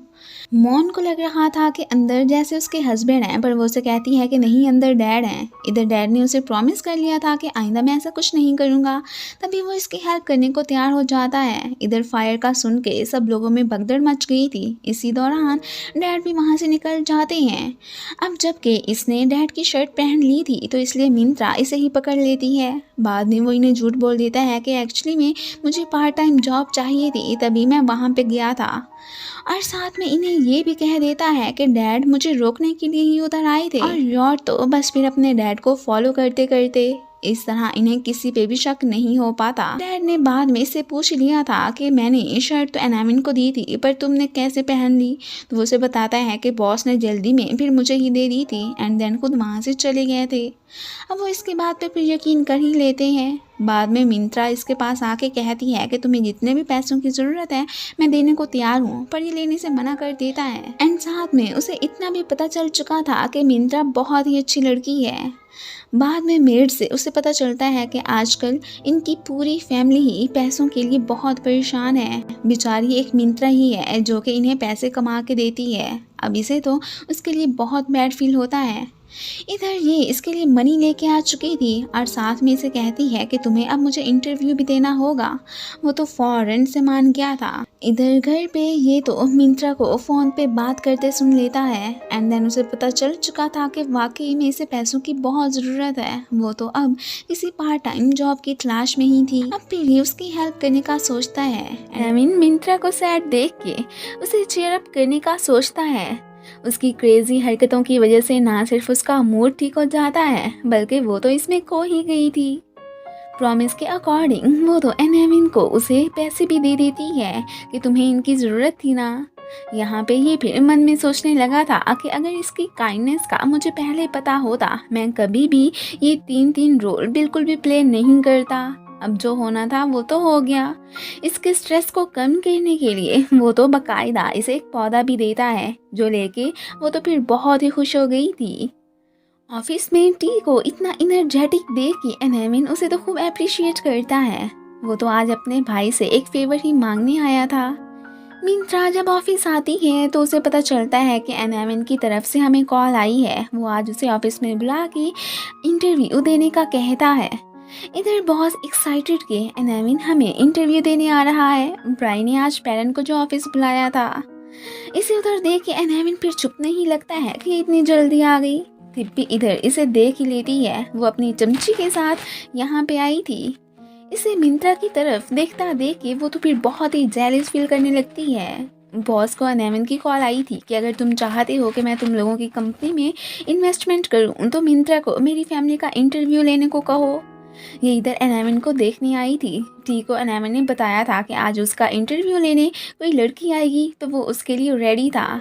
बाद में खैर मिंत्रा को बहुत जल्दी से बता देते हैं कि तुमने फर्स्ट ऑफ ऑल टी का इंटरव्यू लेके ही आना है। आज की तुम्हारी यही ड्यूटी है। वो तो अब फिर से टी के ऑफिस से चली जाती है। दूसरी तरफ एनामिन को थिप से पता चलता है कि सोशल मीडिया पे हमें खबर मिली है कि तुम मिंत्रा की कंपनी को आज स्पेशल इंटरव्यू देने जा रहे हो। ये सुन के तो वो फिर परेशानी हो जाता है कि ज़रूर ये तो पेरेंट का ही काम होगा। वो भागा भागा उधर जाने लगा था। पेरेंट तो अब इधर आ ही चुका होता है। बॉस भी उसे देख के खुश के वाह अब तो फिर मज़ा ही आएगा। इन्होंने बाकायदा रिपोर्टर्स को भी बुलवा लिया था। ये सुन के वो परेशान के अब क्या करूँ एंड जल्दी से एनामिन को कॉल करके सारी बात का बता देता है और उसे यहाँ आने का भी कह देता है। ये उन्हें अश्योर करवाने भी लगता है कि मैं पेरेंट हूँ एनामिन नहीं। आज तो फिर अब उन्हें उसने अपना आईडी कार्ड भी दिखा ही दिया था। एनामिन को देख के वो उसकी तरफ इशारा कर देता है कि वो है असल एनामिन। वो भागने की करता है। रास्ते में उसकी टक्कर टिप से हो जाती है। वो तो इसे लेके फिर भागने ही लगा था। सब सच्चाई जानने के बाद प्राई की तो चीखें निकल गई थी कि ये मैं क्या समझती थी और क्या हो गया। टिप तो उसे अपने लव के बारे में ही बताने लगी थी। मिंत्रा को देख के वो जाने की करता है और अब उसके पीछे तो ये मैडम भी उसे नहीं जाने देती कि तुम एनामिन की तवज्जो हासिल करना बंद करो। एनामिन गेटअप चेंज करके निकला ही था कि ये उसे रास्ते में पकड़ के फ्लर्ट करने लगती है। अब तो उसे भी यकीन हो गया था कि ये जो थोड़ी देर पहले अपने लव का इजहार मुझसे कर रही थी ना वो तो झूठ था। मिंत्रा जब ऑफिस आती है तो आगे से प्राई ने अपना दुखड़ा इसे सुना दिया था कि पेरेंट तो एनामिन नहीं था। तीनों बहुत जल्दी अपनी कंपनी के बैंकक्रप्ट होने का सोचकर इमोशनली हो जाते हैं। ऊपर से एनामिन की एंट्री होती है। प्राई तो यहाँ से जाते जाते पेरेंट को थप्पड़ भी मारती है कि तुमने मुझे धोखा दिया। वो बेचारा क्या करता, पहले तो इसे कहता ही रहा था कि मैं एनामिन नहीं हूँ। इसने खुद ही बिलीव नहीं किया। वो तो अपनी वीडियो मिंत्रा के साथ बनवाता है कि ये सोशल मीडिया पे पोस्ट कर देना, इस तरह शायद तुम लोग डिस्ट्रैक्ट होने से बच जाओगे। वो वहाँ से चला गया था। एक अंकल को पैसों की ज़रूरत थी पर मॉम उसे देने से साफ मना कर देती हैं। ये तो गुस्से में अब वहाँ से चला जाता है। जब ये बात मिंत्रा को पता चलती है वो तो हर हाल में उसकी हेल्प करने का ही सोच बैठी थी। अब जब बाद में एनामिन उसे कॉल करता है तो ये उससे पूछने लगी थी कि तुम्हारा आखिर आज हमारी हेल्प करने के पीछे रीज़न क्या था। वो तो फिर आगे से इस बात को टाल देता है और उसे कुछ भी नहीं बताता। ये भी सोचने लगती है कि क्या क्रेजी पर्सन है। पेरेंट तो प्राई के बारे में ही सोच सोच के स्माइल करने लगा था और यहाँ पर हमें फील होता है कि जैसे इसे तो उससे लव भी हो चुका है। प्राई तो इससे काफ़ी ज़्यादा नाराज़ थी। वो तो फिर इसे इग्नोर करके ही जाने लगती है एंड जब भी फिर इसे अपने सामने देखती है इसे अपने पैसे ही मांगने लगती है। घर पे फॉर्च्यून टेलर के कहने पे मॉम और डैड ने अजीबो गरीब सी ड्रेसिंग की होती है कि इस तरह ना सिर्फ हमारे घर में पैसे आएंगे बल्कि हम लोग बहुत ज़्यादा लकी भी हो जाएंगे। यहाँ पर वो मिंत्रा को एक पौधे का बता के वो लेने जाने का भी ऑर्डर दे देती हैं। उसके साथ एनाविन भी गया था। जब वो बहुत हॉट फील करने लगती है तो वो भागा भागा इसके लिए छाता ले आता है। ये देख के वो तो खुश हो गई थी। प्राई ने पहले तो जाने का फैसला कर लिया था, पर जब ये उसे चिढ़ाने लगता है कि ठीक है तुम यहाँ से चली जाओगी तो कोई और ही खूबसूरत लड़की आ जाएगी, ये तो आप फिर यही रहने का सोचती है कि ऐसा तो मैं बिल्कुल भी नहीं होने दूंगी। उसकी ये हरकतें देख के पेरेंट तो फिर स्माइल ही करने लगा था। इन दोनों को देख के आंट ने तो इन्हें हस्बैंड एंड वाइफ ही समझ लिया था। ये लोग कोई ख़ास पौधा ही देखने आए होते हैं। उनकी बात सुन के अब तो ये उन्हें अश्योर करवाने लगते हैं कि हम पति पत्नी नहीं हैं, आपको शायद कोई गलत फहमी हो गई है, ये तो जस्ट मेरा गार्डनर है। इसने अपनी पसंद का फ्लावर बाय किया था। तो इस बात से चिढ़ के इन दोनों में भी नोक झोंक हो जाती है। दोनों एक दूसरे के पीछे ही भागने लगे थे। बाद में थक हार के ये लोग कुछ खाने साथ वाली प्लेस पे जाते हैं। मिंत्रा जब बाद में इसे एक लड़की की हेल्प करते देखती है तो स्माइल ही करने लगी थी कि ये कितना काइंड है। रात को जब वो इसे वर्क करते देखती है तो फौरन से इसके पास ही आ गई थी। वो तो इसके हिस्से का डेजर्ट लिए फिर रही होती है। ये देते वक्त वो तो फिर फ्लैटरी करने लगी थी। अपने अंदर डिवेलप होने वाली इन न्यू फीलिंग्स को लेके वो खुद ही सरप्राइज थी कि ये आखिर मुझे क्या हो रहा है। मैं उस गार्डनर को लेके इतना सीरियस कैसे हो सकती हूँ। ये यहाँ से जाते हुए डेजर्ट भूल गया था। अब बाद में जब उसे ये याद आता है तो वो दोबारा से वापस लेने जाने लगता है। तभी इसकी नज़र थीव्स पे पड़ती है जो अंदर घुस रहे थे। एक्चुअली में यहाँ पर चोरी करने वही वाले अंकल ही आए थे जिन्होंने मॉम से पैसे मांगे थे। ये अब तो फिर उन्हें फॉलो करने लगता है। डैड रात को अपनी स्वीट हार्ट से कॉल पे बात करने बाहर आते हैं तो यॉट भी फिर इधर ही आ चुका था। उनके जाने के बाद अब तो वो भी इन चोरों के हाथों पकड़ा ही जाता है। मॉम तो इधर इस चोर को पहचानी गई थी। अरे ये तो वही वाला है।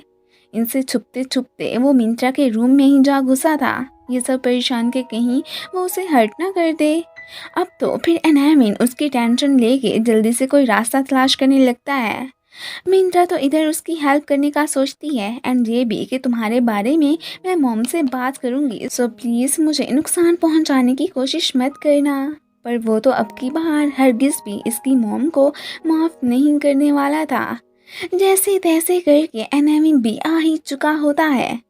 इससे फाइट के दौरान उसका हाथ भी काफ़ी जख्मी हो गया था।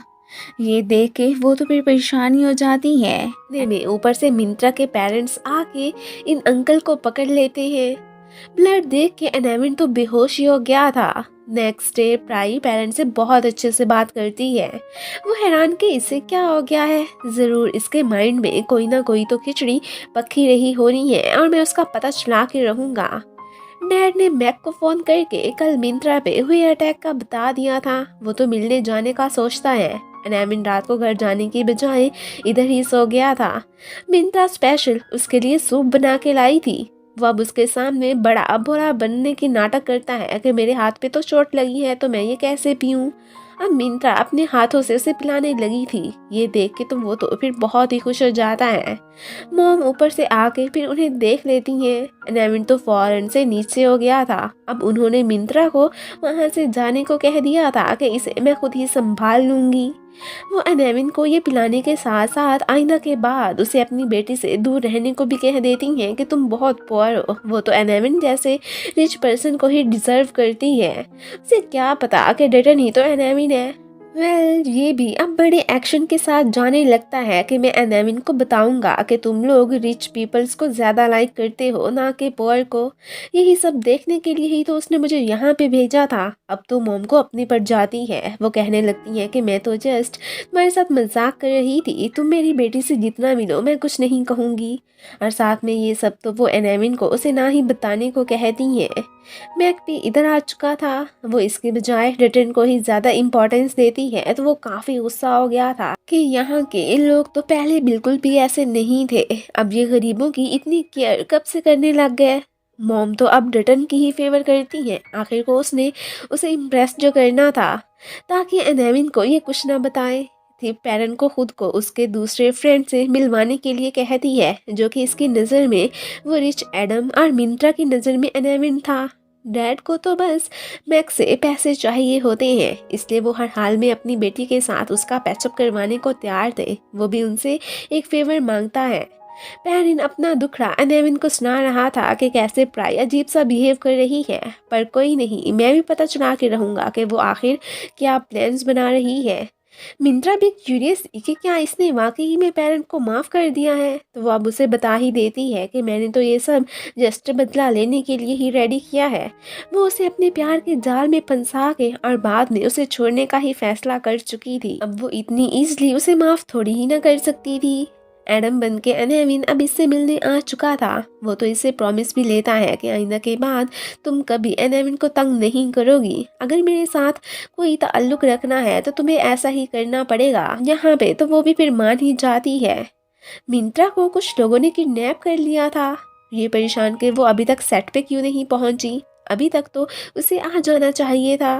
उसे काफ़ी ज़्यादा लेट हो चुकी होती है। प्राई को उसका शूज़ पड़ा मिलता है। तभी अचानक एनाविन के कॉल करने पर उसे पता चलता है कि वो तो अभी तक शूटिंग प्लेस पे भी नहीं पहुंची है। ये तो अब काफ़ी परेशान हो गई थी। मिंत्रा को समझ ही नहीं आ रही थी कि ये उसे कहाँ पे लेके जा रहे हैं। मॉम को भी एनाविन ने कॉल करके उसके गायब होने का बता दिया था। वो तो परेशानी हो जाती है कि आखिर हमारे किस दुश्मन ने ये हरकत की है। इन लोगों ने सीसीटीवी कैमरा में गाड़ी वगैरह का नंबर देख लिया था। पेरेंट का फ्रेंड पुलिस में था तो वो उसका पता कराने का सोचता है। यहाँ पे ये भी हैरान हो रही होती है कि देखो इसके फ्रेंड्स तो कितने ज़्यादा रिच हैं और खुद कितना गरीब। अब तो ये लोग फौरन से ही उसे ढूंढने निकल पड़े थे। मॉम को जब डैड से पता चलता है कि उसे मैक ने बात करने के लिए ही किडनैप करवाया है तो वो भी सरप्राइज रह जाती हैं। मिंत्रा को उस पर बहुत ही गुस्सा आ रहा था कि भला बंदा ऐसे कौन बुलवाता है। वो तो उसे अपने साथ दोबारा से डेट करने पर भी फोर्स करने लगा था, पर वो इस जैसे पर्सन की अब शक्ल भी नहीं देखना चाहती थी। वहां से जाने लगती है। उसके बंदे तो इसका पर्स तक छीन लेते हैं। वो खुद से ये लेने के लिए उसे बैक करने को कहता है, पर उसे अपनी सेल्फ रिस्पेक्ट सबसे ज़्यादा इम्पॉर्टेंट थी। इसलिए ये सब लेने की बजाय वो तो अब गुस्से में फिर वहाँ से चली जाती है कि मैं पैदल ही घर चली जाऊंगी। अब तो काफ़ी रात भी हो चुकी थी। एनाविन उसके लिए परेशान हो जाता है। ये बेचारी इधर टेंशन में कि ना तो मोबाइल की बैटरी है ना कुछ, अब कैसे जाऊंगी और किसी का मैं पता भी कैसे करूं। ये सारे रास्ते तो उसके लिए बिल्कुल अनजान ही थे। एक बच्चा तो इसे तसल्ली देता है कि जो तुम्हें चाहता है ज़रूर वो इधर आ जाएगा। एनाविन के वहाँ आते ही वो उसे हक कर लेती है। वो उसे फिर पहनने के लिए अपने शूज़ ही दे देता है। इधर ये लोग अभी रास्ते में ही थे। ड्राइवर ने इन्हें कॉल करके बता दिया था कि मिंत्रा मिल चुकी है, सो वो लोग परेशान नहीं होते और काफ़ी रिलीफ फील करने लगते हैं। उसने अपने बॉस की खातिर गाड़ी पंक्चर कर दी थी कि ये रात को किसी होटल में स्टे करेंगे और बस फिर इनकी तो बात ही बन जाएगी। खुद तो फिलहाल वो अपना लेटर रख के कहीं और ही चले जाना बेहतर समझता है। ये उसे अब पास वाले होटल लेके जाने लगा था। इधर दोनों भटक ही जाते हैं। मिंत्रा भी क्या करती, मजबूरी में उसे उसके साथ जाना ही पड़ता है। रहने के लिए मिलता भी उन्हें एक ही रूम है।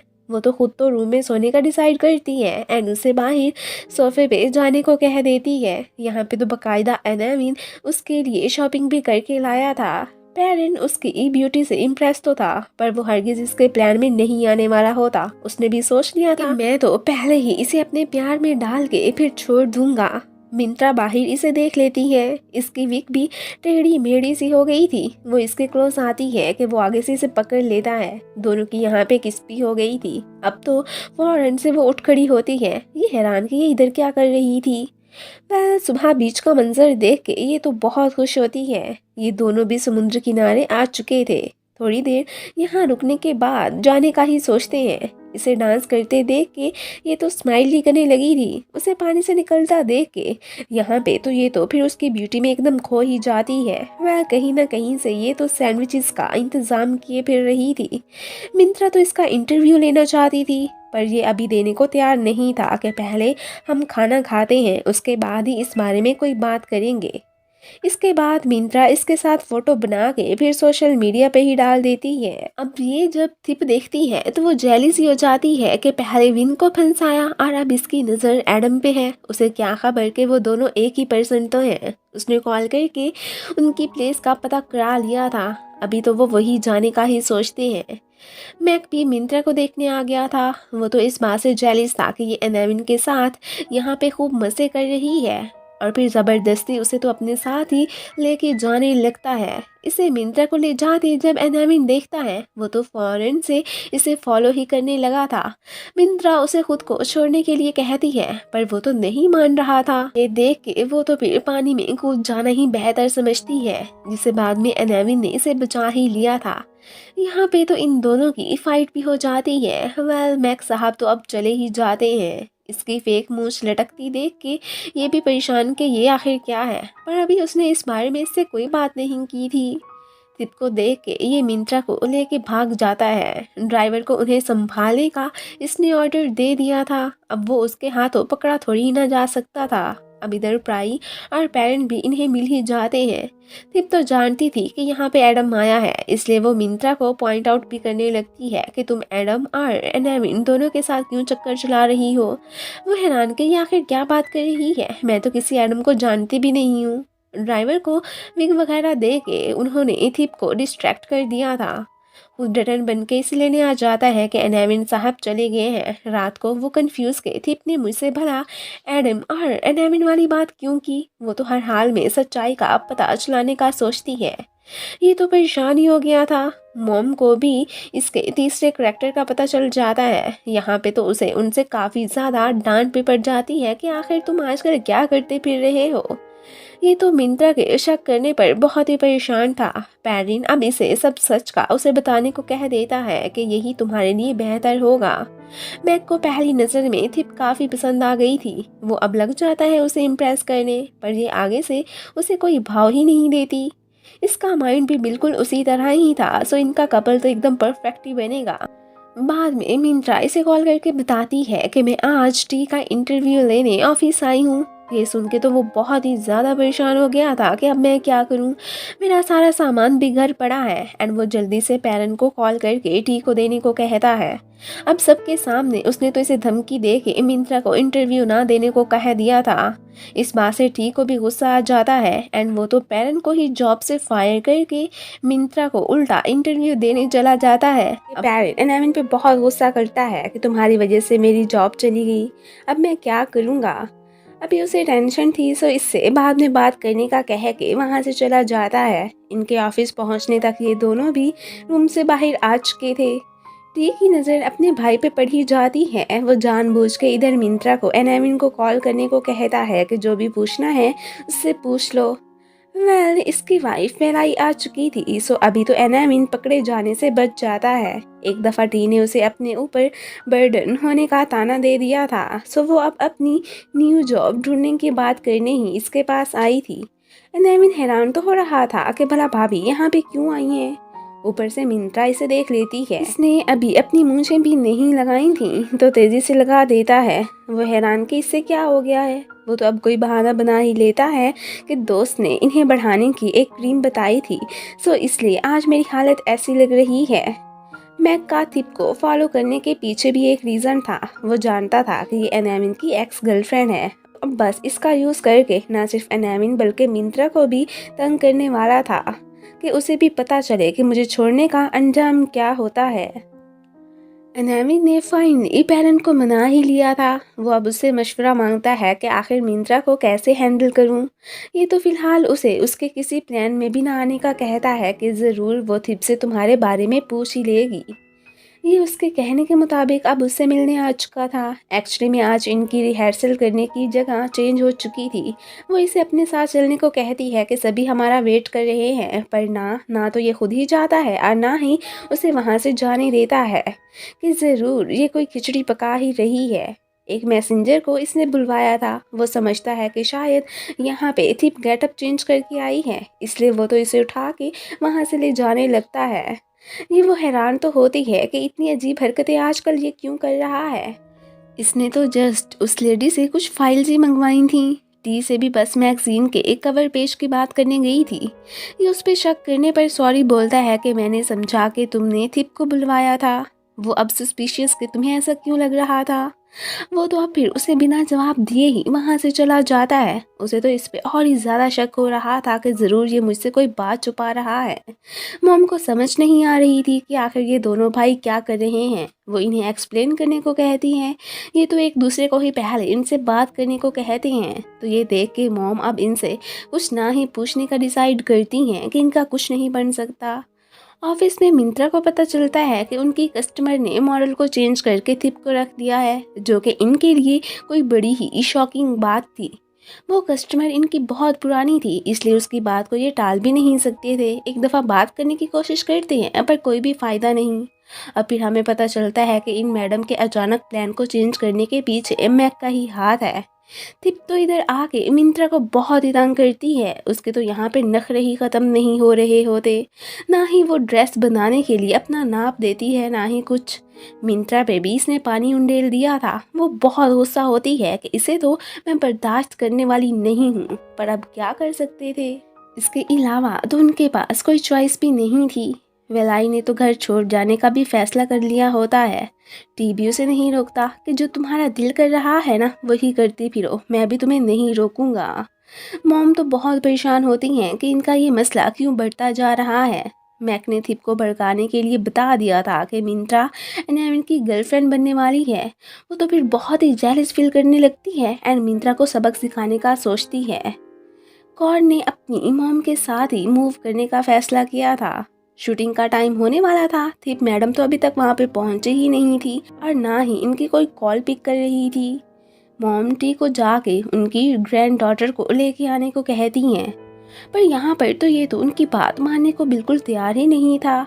मिंत्रा थिप को लेने पहुँच चुकी थी। इसने भी अपनी कस्टमर को इसकी करतूत का बता दिया था कि ये काम ये नहीं कर रही है। अब तो मजबूरी में उसे जाना ही पड़ता है। ड्रेसिंग वगैरह चेंज करने की बारी आती है तो वो उसे कोई ब्रांडेड ड्रेसेस लाने को कहती है। बॉस को भी यहाँ पे उनकी बात माननी ही पड़ती है और साथ में इसे भी ऑर्डर देते हैं कि तुम्हें जो ये कह रही है बस वही करो। ये देख के तो प्राई और मिंत्रा काफ़ी चिढ़ती हैं कि ये बस उसी की ही क्यों साइड लिए जा रहे हैं। वो तो इसे अपना फ्रेंड समझती थी। उसके यूं करने पर निराश हो जाती हैं। वह उन्हें बताता है कि आज की शूटिंग का थीम तुम दोनों भूल गई क्या, जो कि स्ट्रीट फूड की बिना पर था। वह ये ड्रेस तो इसे बहुत ही अच्छी लग रही होती है, पर आगे से दूसरी चीज़ें पकड़नी पड़ जाती हैं तो फिर इसकी शक्ल देखने वाली थी। इस थीम के अकॉर्डिंग तो डिफरेंट स्टॉल्स पे जाके उसने ऐसा ही करना था। उसे अब इतना ज़्यादा चिढ़ते देख के ये दोनों तो स्माइल ही करने लगती हैं। वो तो अब काम करने से मना कर देती है कि भला ऐसे थीम्स का आइडिया किसका था। और जब उसे पता चलता है कि वो तो उसी कस्टमर का था जिसने इसे हायर किया है। खैर जो भी था, वो इसे कंटिन्यू करने का सोचती है कि मैं मिंत्रा से हारने वाली बिल्कुल भी नहीं हूँ। मॉम ने एनामिन को हर हाल में कॉर्न और विलाई को घर लाने का ऑर्डर दे दिया था कि मुझे तुम दोनों भाइयों के अब कोई भी एक्सक्यूजेस नहीं सुनने हैं, जो कहा है बस वही करो। पेरेंट जॉब के चले जाने से बहुत ही दुखी होता है। ये लोग भी काम से वापस आ जाते हैं। अभी मिंत्रा तो खुद रिहर्सल करने चली गई थी। ये भी एक पेरेंट के पास ही पहुंच जाती है। अपनी मीठी मीठी बातों से इसका दिल जीतने की तकरीबन कोशिश कर ही लेती है। यहाँ से जाते हुए वो फिसल के गिर भी गई थी तो वही उसे संभालता है। डायरेक्टर को एनामिन की एक्टिंग तो अच्छी लग रही थी, फिर मिंत्रा की एक्टिंग में उसे तो उसमें ना कोई फीलिंग्स नजर आ रही थी और ना ही कोई लव के आसार। एनामिन इसकी सिफारिश तो करने लगा था कि ये ठीक तो कर रही है, पर वो किसी की नहीं सुनने वाले थे। इसे और प्रैक्टिस करने को कहते हैं। ये तो सैड ही हो जाती है। उधर उसकी चोट पे पेरेंट मेडिसिन लगा रहा था। यहाँ पर तो दोनों एक दूसरे के बहुत क्लोज भी आ जाते हैं। डायरेक्टर ने इसे आज बहुत ही टोक दिया था तो ये गुस्से में अब वहाँ से जाने लगती है।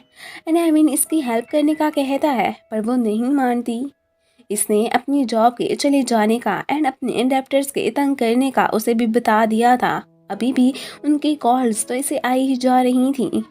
दूसरी तरफ ये उससे परेशान होकर पूछता है कि तुम आखिर हर वक्त मुझसे एंग्री क्यों रहती हो। तो ये आगे से उसे फिर एडम के साथ उसका ताल्लुक एंड थिप का नाम सुनते ही घबरा जाने के बारे में पूछती है, जो कि फिलहाल तो वो उसे नहीं बताना चाहता था। तो अब फिर वो वहाँ से चली जाती है।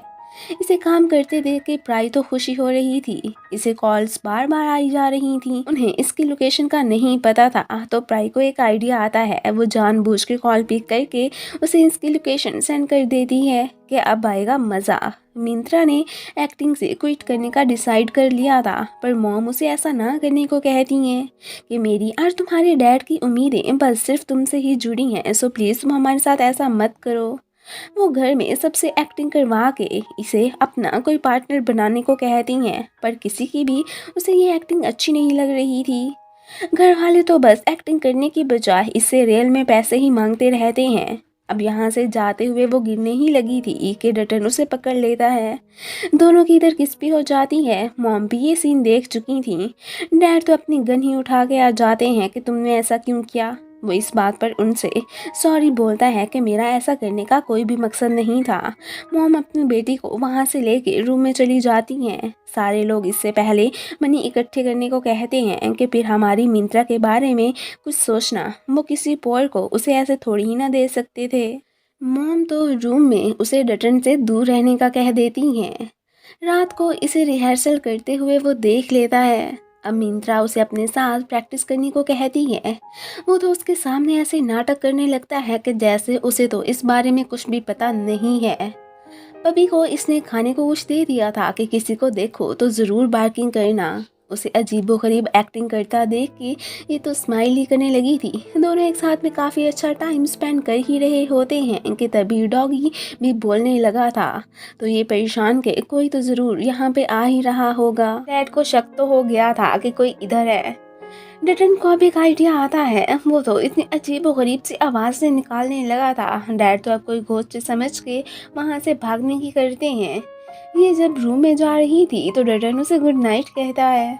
दूसरी तरफ पेरेंट को लेने भी लोग आ चुके थे। इन्हें देख के अब प्राई को एक शरारत सूझती है और वो पेरेंट को कॉल करके पूछ लेती है कि तुम कहाँ पे हो। वो तो अब इसी के पास ही इन्हें भेजने वाली थी। नेक्स्ट डे रिहर्सल में मिंत्रा बहुत अच्छे से नाटक करती है। आज तो ये देख के डायरेक्टर तो इससे काफ़ी इम्प्रेस होते हैं और साथ में इसकी तारीफ भी करते हैं। ये भी उसे पकड़ने आ चुके थे। अब दूर खड़ी प्राई भी इन लोगों को इसे पकड़ के ले जाते देखती रहती है। साथ में गिल्टी भी फील करने लगी थी कि मुझे ऐसा नहीं करना चाहिए था। इधर एनामिन स्माइल करने में बिजी होता है कि कैसे मिंत्रा आके उसे भी अपनी गुड एक्टिंग का बता रही थी। दोनों काफ़ी क्लोज भी आ चुके थे। फ्लावर भी ब्लूम करने लगे थे जो ये मिल के लेके आए थे। अगले दिन ये मिलाई को कॉल करके घर वापस आने के लिए कहता है, पर कोई फ़ायदा नहीं। वो आने को तैयार ही नहीं थी। ये अब काफ़ी परेशान हो गया था कि मैं इनके मसले को कैसे सॉल्व करूं। दूसरी तरफ प्राई बहुत ही ज़्यादा दुखी होती है कि कहीं पेरेंट को वो लोग मार ही ना दें। तब फिर मैं क्या करूंगी। उसकी हेल्प करने के लिए मिंत्रा ने एनामिन को कॉल करके बुलाया था। वो उन दोनों को पेरेंट के लिए परेशान ना होने को कहता है कि मैं गारंटी के साथ बता सकता हूँ कि वो ठीक है। वापसी पे वो मिंत्रा को ड्रॉप करता है एंड साथ में उसे काफ़ी अप्रिशिएट भी करने लगा था कि तुम कितनी काइंड हार्टेड हो, सबका ख्याल रखती हो। वो तो अब स्माइल करती हुई वहाँ से जाने लगती है। डैड को मैक घर छोड़ने आया था तो तब एनामिन उन्हें देख लेता है। वो तो हंस हंस के अपनी स्वीट हार्ट से भी बातें करने लगे थे।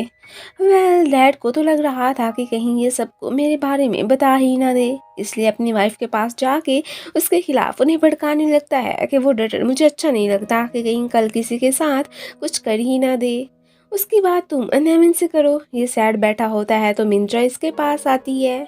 यहाँ पे उसने तो इसे चेयर अप भी कर ही दिया था, ऊपर से मॉम डैड भी आ जाते हैं। मॉम तो अब एनामिन को कॉल करने लगी थी। तभी डटन का फ़ोन बज उठता है। वो बहाना बना के वहाँ से साइड पे ही चला गया था। इससे बातें करते एक मेड भी सुन ही लेती है।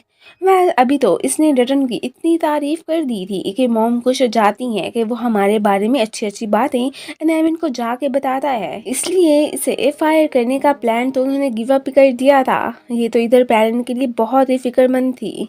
रेन से बचने के लिए मेड्स उसे छाता वगैरह भी देती हैं, पर वो तो अपने पौधे को ही प्रोटेक्ट करने खड़ा हो गया था। ये जब मिंत्रा देखती है तो वो फिर उधर ही आ जाती है।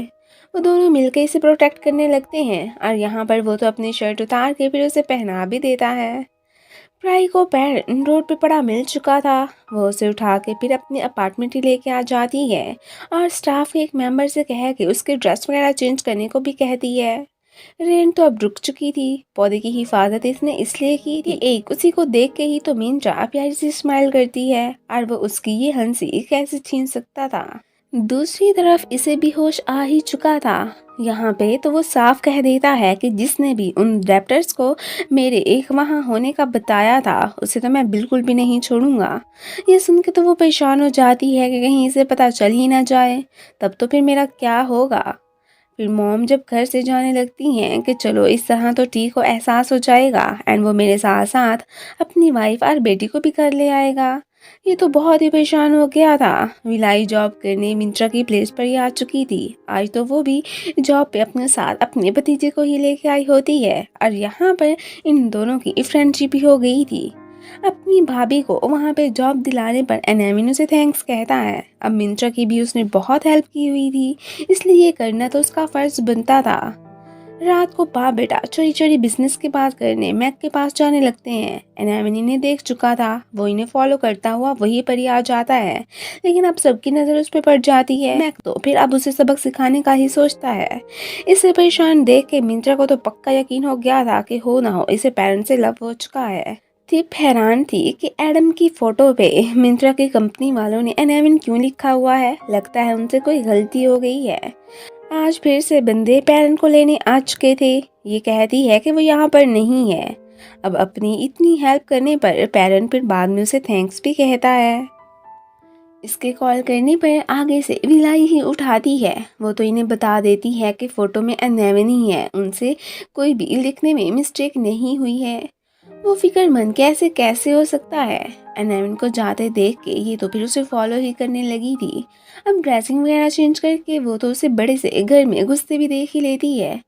डिटन को इन दोनों ने रात वाली बात किसी को भी ना बताने को कही थी कि वरना फिर हमसे बुरा कोई नहीं होगा। इन्हें भी पता चल चुका था कि एनामिन जिस घर में आया है वो मिंत्रा का ही है। ये देख के तो वो एकदम सरप्राइज रह जाती हैं। अब यहाँ पे ये भी उसे बताती हैं कि वो इधर नहीं आया, बल्कि हाँ उसका अरेंज किया हुआ गार्डनर जरूर आता है। ये अब गुस्सा के पता नहीं यहाँ पे चल क्या रहा है और उस सब का मैं पता चला के ही रहूंगी। मैक ने तो एनामिन को हर्ट करने का सोच लिया था, पर ये उसे कुछ भी ना करने को कहती है। दोनों में इसी बात को लेके फाइट भी हो गई थी।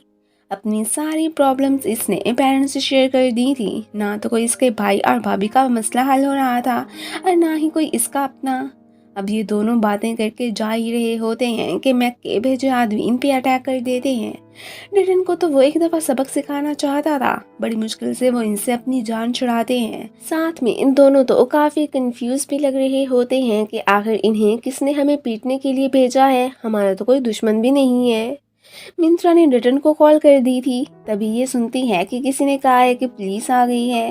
वो इस मामले को लेकर इन्वेस्टिगेट करने आई थी। मैक भी इसे वार्न करने आ चुका होता है। अब एनामिन को पता चल जाता है कि वो आदमी इसी पर्सन ने ही भेजे थे। मिंत्रा की भी एंट्री हो चुकी थी। वो तो इसे नेक्स्ट टाइम अब इन्हें तंग ना करने को कहती है और साथ में साइड पे लेके ही चली गई थी। वो इससे पूछ लेती है कि तुम मुझसे कुछ छुपा तो नहीं रहे हो क्या। वो आगे से नो कह देता है तो वो भी इसकी बात पे बिलीव कर ही लेती है। पेरेंट के फिर से गायब होने पर ये परेशान। मॉम ने प्लान के अकॉर्डिंग आज विलाई को ठीक के ऑफिस भेजा था कि वो इससे इम्प्रेस होके फिर फाइनली सुलह ही कर लेगा, पर सब कुछ उल्टा हो जाता है। इन दोनों ने तो डिवोर्स लेने का ही डिसाइड कर लिया था। सब लोग तो इस बात से एकदम शॉक में ही रह जाते हैं और साथ में परेशान भी। एनामिन को ही अब इन्हें एक करने के बारे में कुछ सोचना था और वो तो फिर प्लान ही बनाने लगता है। पेरेंट्स साहब फिर से एडेप्टर्स के हथों चढ़ गए होते हैं और यहाँ से जाने से पहले इसने तो उससे लिए गए पैसे भी उसे वापस कर ही दिए थे।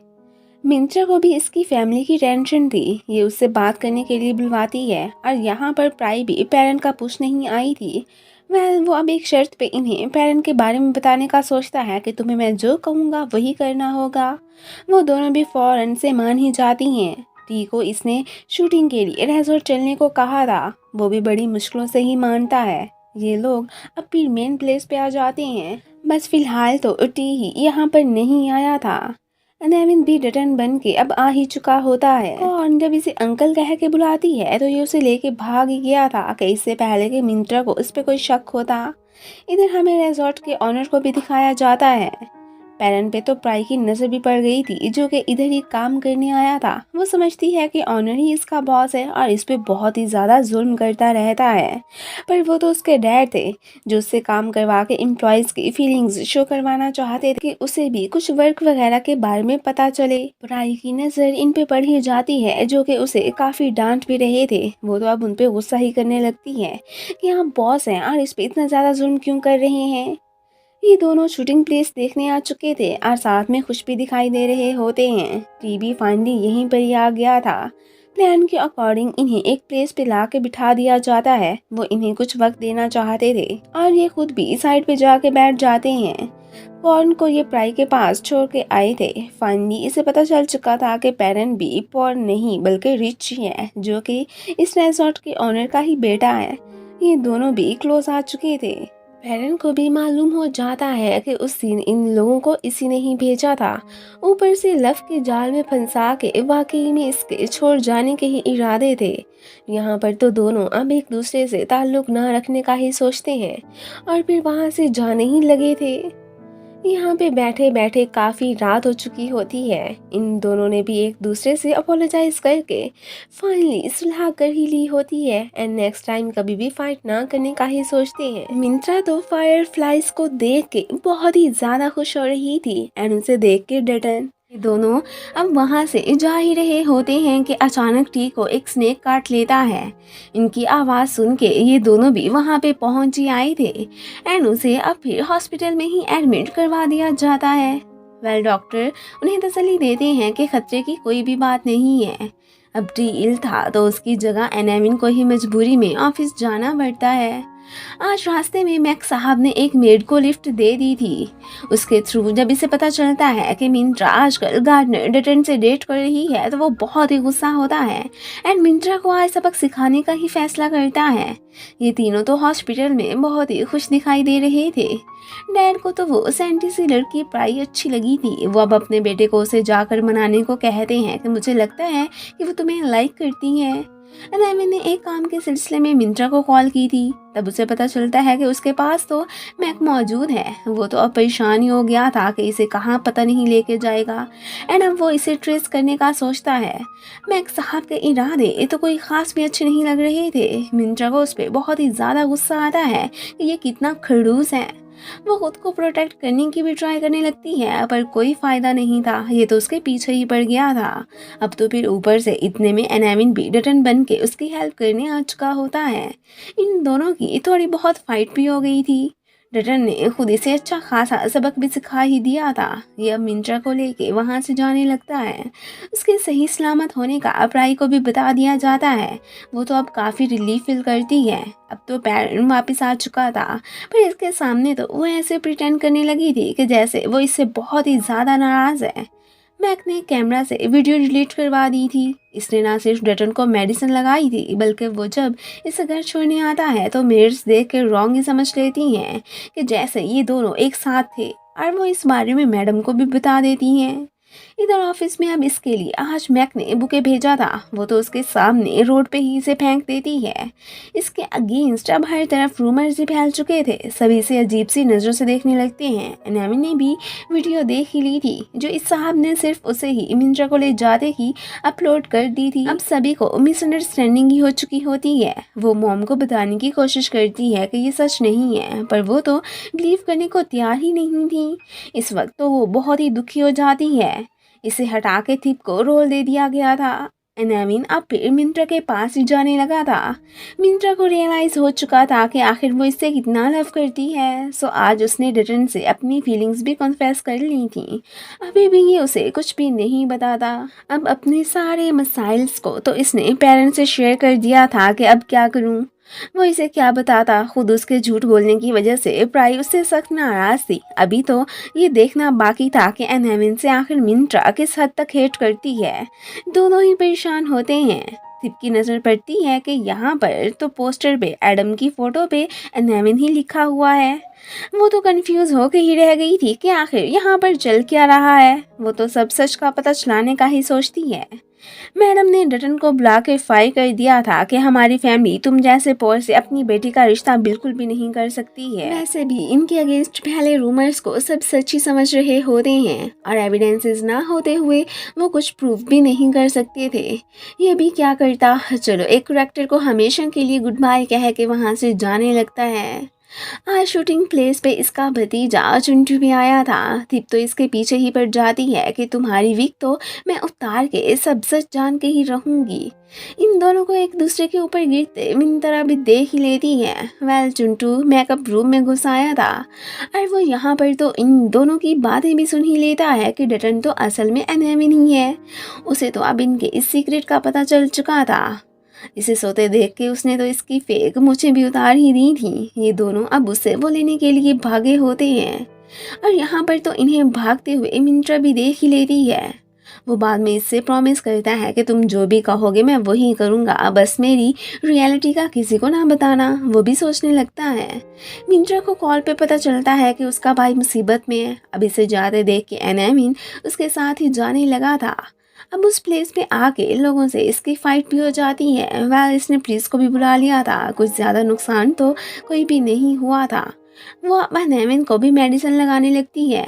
इसने चिंटू से इसे थीम पार्क ले जाने का ही प्रॉमिस कर लिया था। ऑफिस में थिप आई थी। उसका इरादा तो बस उसके और एडम के रिलेशन को जानने का ही होता है। अब ये झूठ बोलता है कि वो मेरा दूसरा भाई है। कभी कभी उसके लिए मुझे एडम बन के रिहर्सल करने जाना पड़ता है। एक्चुअली में वो तो बस मॉम को इम्प्रेस ही कर रहा है। उसी की वजह से फिर मुझे भी कुर्बानी देनी ही पड़ती है। अब इसने उससे बहुत ही ज़्यादा झूठ बोल दिए होते हैं और यहाँ पर भी वो क्या करती, उसकी बातों पे यकीन कर ही लेती है। थोड़ी देर के बाद आज शूटिंग प्लेस पर उसने तो अपने लव की कन्फेशन मिंत्रा से कर ही दी थी। फिलहाल तो वो उसे कोई रिस्पांस नहीं देती, बल्कि काफ़ी कंफ्यूज ही दिखाई दे रही होती है कि अब क्या करूं, मैं तो डटन से बहुत लव करती हूँ। इसे भी अब उसके जवाब का ही इंतज़ार था। नेक्स्ट डे वो उसे लेके पार्क आ चुका होता है। पेरेंट प्राई को पकड़ के कहीं लेके जाने लगा था। ये सब तो इधर खूब इंजॉय करते हैं और यहाँ पर तो उसका भाई भी आया होता है। उधर वो समझने लगती है कि ये तो मुझे यहाँ ला के गलत काम ही करना चाहता है। अब वो फिर उसे खूब डांट भी देती है, पर वो उसे श्योर करवाता है कि ऐसी कोई भी बात नहीं है। बस हमें यहाँ पर एविडेंसेस ढूंढने हैं कि बस उसी की वजह से मिंत्रा और डटन के रूमर्स खत्म हो सकते हैं और ये काम मुझे एनाविन ने करने को कहा है और वो दोनों फिर इनोसेंट साबित हो जाएंगे। फाइनली इन्हें बहुत ढूंढने के बाद एक हिडन कैमरा मिल ही चुका होता है और ये देख के तो एनाविन भी रिलीफ ही फील करता है कि अब मिंत्रा को स्ट्रगल नहीं करनी पड़ेगी। सबको वो वीडियो दिखा दी जाती है। अब वो वापस मिंत्रा को रख ही लेती हैं। मिंत्रा अब डटन को बुला कर ये खुशखबरी देती है कि तुम काम पे आ सकते हो, लेकिन फिलहाल तो वो उसे कोई जवाब नहीं देता है। अब जब वो फिर रिहर्सल करने जाती है तो वहाँ पे तो वो उसे अवॉइड ही करने लगी थी। तभी इसकी नज़र एक बुक पे पड़ती है। अब तो इसे पता चल चुका था कि डटन ही असल में एनाविन है। इसे तो अब एनाविन पे बहुत ही गुस्सा आता है कि उसने आखिर अब तक मुझसे झूठ क्यों बोली रखा। इस बारे में उसने प्राई को भी बता ही दिया था। दोनों फिलहाल ये उन्हें शो नहीं करवाना चाहती थी कि उनका राज अब एक्सपोज हो चुका है। इसे पता था कि मैक इलीगल काम करता है, सो इसने डिटेक्टिव का अरेंज कर लिया था कि तुम्हें अब बस एविडेंसेस ही तलाश करने हैं। मॉम ने इसकी और मिंत्रा की बात करने का फैसला उसकी मॉम से ही करने का कर लिया था। वो तो अब कॉल करके उन्हें मिलने के लिए बुलाती हैं। उन्हें तो इस रिश्ते से कोई भी एतराज नहीं था और वो तो उल्टा खुशी हो जाती हैं। मैक ने यॉर्ड से उनके घर के डॉक्यूमेंट्स मंगवा लिए थे और उसने कुछ साइन वगैरह भी इससे करवा ही लिए होते हैं। ये दोनों जब रिहर्सल कर रहे होते हैं तो इसे एक आइडिया आता है कि क्यों ना मैं इसकी किसी तरह से विग उतरवा के सबको दिखा दूं कि ये डटन है, तो कितना मज़ा आएगा। वो जानबूझ के उसके सर पे पानी उंडेल देती है। वो तो अब चेंजिंग रूम में ही घुस गया था। घर पे मैक के बंदे आ चुके थे। इस बारे में वो लोग मिंत्रा को कॉल करके बुलाते हैं। उसके साथ साथ एनाविन भी फिर इधर ही आ चुका होता है। अब सबको शौक मिलता है कि उनका घर तो इस साहब के नाम हो चुका है। ये तो बहुत परेशान हो जाते हैं। अनामिन तो आके इसे सबक सिखाता है। इन बेचारों को तो अब घर छोड़ के ही जाना पड़ गया था। मिंत्रा तो बहुत परेशान थी। रहने के लिए अनामिन ने एक अपार्टमेंट का अरेंज करवा दिया था। जब भी कोई मुश्किल होती है वही आके उनकी हेल्प करता है। सब लोग ही अनामिन के एहसानात में एकदम डूब ही चुके थे और वो इनकी हेल्प अपनी फैमिली समझ कर ही कर रहा था। आखिर को वो मिंत्रा से बेहद लव जो करता है। एविडेंसेस भी से मिल ही चुके होते हैं। मिंत्रा तो खुद जाके मैक्स से घर की बात करने का सोचती है। इसने एविडेंसेस पुलिस को भी दिखा दिए थे एंड उन्हें उसकी प्लेस पे लेके आ गया होता है। आज तो वो पक्का अरेस्ट होने वाला था। ये तो मिंत्रा को एक शर्त पे घर लौटाने को कहता है, तुम बस एक रात मेरे साथ स्पेंड कर लो। इनकी नज़र पढ़ाई पे भी पड़ चुकी थी जो मिंत्रा के साथ यहीं पर ही आई थी। ये तो उसे हुंडों से पकड़वा ही देता है कि आज तुम मेरे हाथों से कहीं भी बच के नहीं जा सकती हो। इधर ये जब उन्हें बताती है कि मिंत्रा अंदर है तो वो और ही ज़्यादा परेशान हो जाते हैं कि कहीं वो उसके साथ कुछ कर ही ना दे। तो पुलिस को लेके वहाँ जाने ही लगा था। इधर मिंत्रा को तो इस साहब ने बांध के ही रख दिया होता है। तभी कोई डोर नॉक करके इन्हें बताता है कि बाहर पुलिस आई है। ये सुन के वो तो घबरा गया था और वो मिंत्रा को लेके वहाँ से जाने लगता है। तभी अनामिन भी इसे फॉलो ही करने लगा था। ये साहब तो मिंत्रा को एक गाड़ी में बिठा के वहाँ से भागने की ही करते हैं। वो बेचारी कहती रहती है कि प्लीज़ मुझे छोड़ दो, पर ना अचानक इनकी गाड़ी का फिर एक्सीडेंट हो जाता है। अनामिन को यहाँ देख के ये तो फिर उसे शूट ही कर देता है और खुद तो फिर वहाँ से भाग गया था। उसे तो अपनी बजाय बल्कि सिर्फ मिंत्रा की ही फिक्र होती है। ये साहब तो पुलिस के हाथों से फिर बच के निकल ही जाते हैं। अब इसके सामने तो अनामिन ने डेटन बनने का ही नाटक किया हुआ था। अब ये तो सच्चाई जानती थी इसलिए उससे काफ़ी एंग्री भी होती है। बाद में न्यूज़ के थ्रू से पता चलता है कि अभी तक मैक्स साहब तो पकड़े भी नहीं जा चुके हैं। मिंत्रा को अपना घर वापस मिल गया था इसलिए वो बहुत ही खुश होती है। मॉम, डैड, भाई और भाभी वो सब लोग तो एक जगह पे रेस्ट करने ही गए होते हैं। इसके पास रहने के लिए प्राई आई हुई थी। इधर थिप का इंटरव्यू लेने के लिए रिपोर्टर्स पहुंच आए होते हैं। वो एक्चुअली में जानना चाहते थे कि आखिर तुम्हारा मैक के साथ क्या रिलेशनशिप है। ये तो घबरा जाती है कि इन्हें किसने बता दिया। वो तो यहाँ पर अब इनसे बचने के लिए बेहोश होने का नाटक ही करने लगी थी। इधर मिंत्रा तो अनामिन वाले मामले को लेके काफ़ी टेंशन में होती है। तभी ये साहब भी उससे मिलने आ चुके थे, पर आगे से प्राई उसे उनसे मिलने ही नहीं देती और यहाँ पर इन्हें ही रोक के ही रखती है। लेकिन ये भी उससे मिले बिना वहाँ से बिल्कुल भी नहीं जाने वाला था। ये भी सोचती है कि बस अब चाहे रुकना है तो रुकता रहे, मैं तो यहाँ से चली ही जाऊंगी। इधर ये मैडम रिपोर्टर से छुपती छुपाती वहाँ से जाने लगती है। उसे तो बिल्कुल भी खबर नहीं थी कि उन्हें ये सब बताने वाली कोई और नहीं बल्कि उसी की बेस्ट फ्रेंड ही है। वो तो यहाँ पर उसे ये भी कह देती है कि मुझे लगता है मिंत्रा ने ही तुम्हारी वाली न्यूज़ ब्रेक की होगी। अब उसे तो उसी पे ही शक होने लगता है। बाद में प्राई की मुलाकात पेरेंट्स से होती है। वो इसे सब सच का बताना तो चाहती थी कि हमें तुम्हारे सीक्रेट्स का पता चल चुका है, लेकिन मिंत्रा ने उसे मना किया था इसलिए वो इससे कोई भी बात डिस्कस नहीं कर पाती। इधर वो तो मिंत्रा को लेके बहुत ही टेंशन में था। दूसरी तरफ बॉस साहब की हालत तो बहुत ही ख़राब होती है कि हमारी कंपनी बहुत जल्द बंद होने वाली है, हमें बस अनामिन का इंटरव्यू ही चाहिए।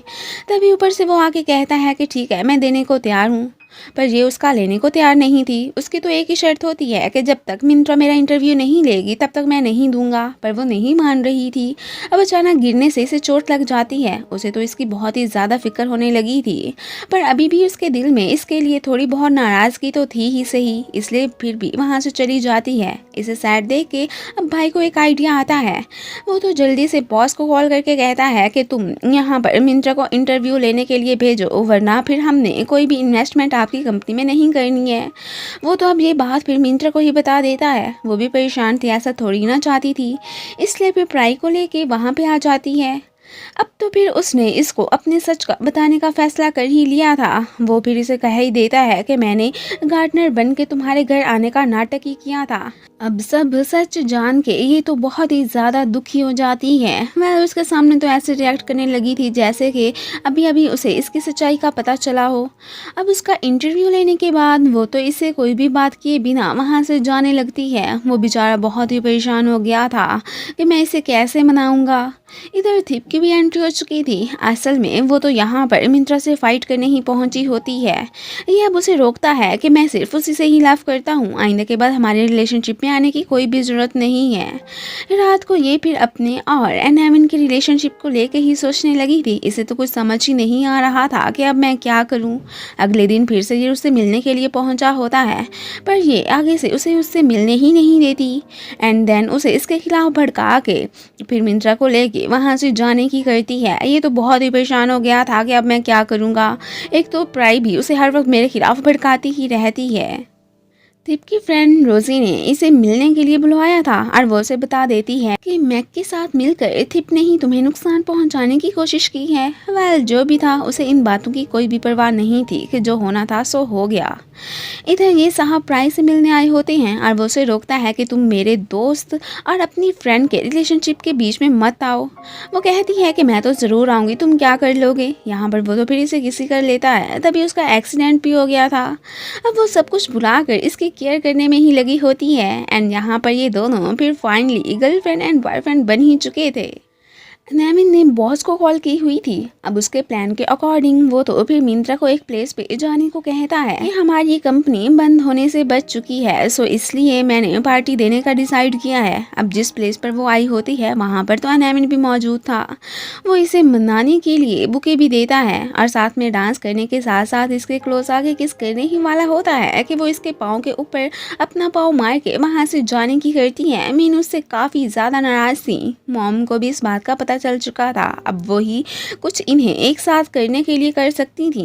नेक्स्ट डे हम देखते हैं कि मॉम, डैड, बाकी सभी यहाँ पर आ चुके होते हैं। इधर यॉट की नज़र मैक पे पड़ती है, पर उसके देखने तक वो तो वहाँ से चला ही गया था।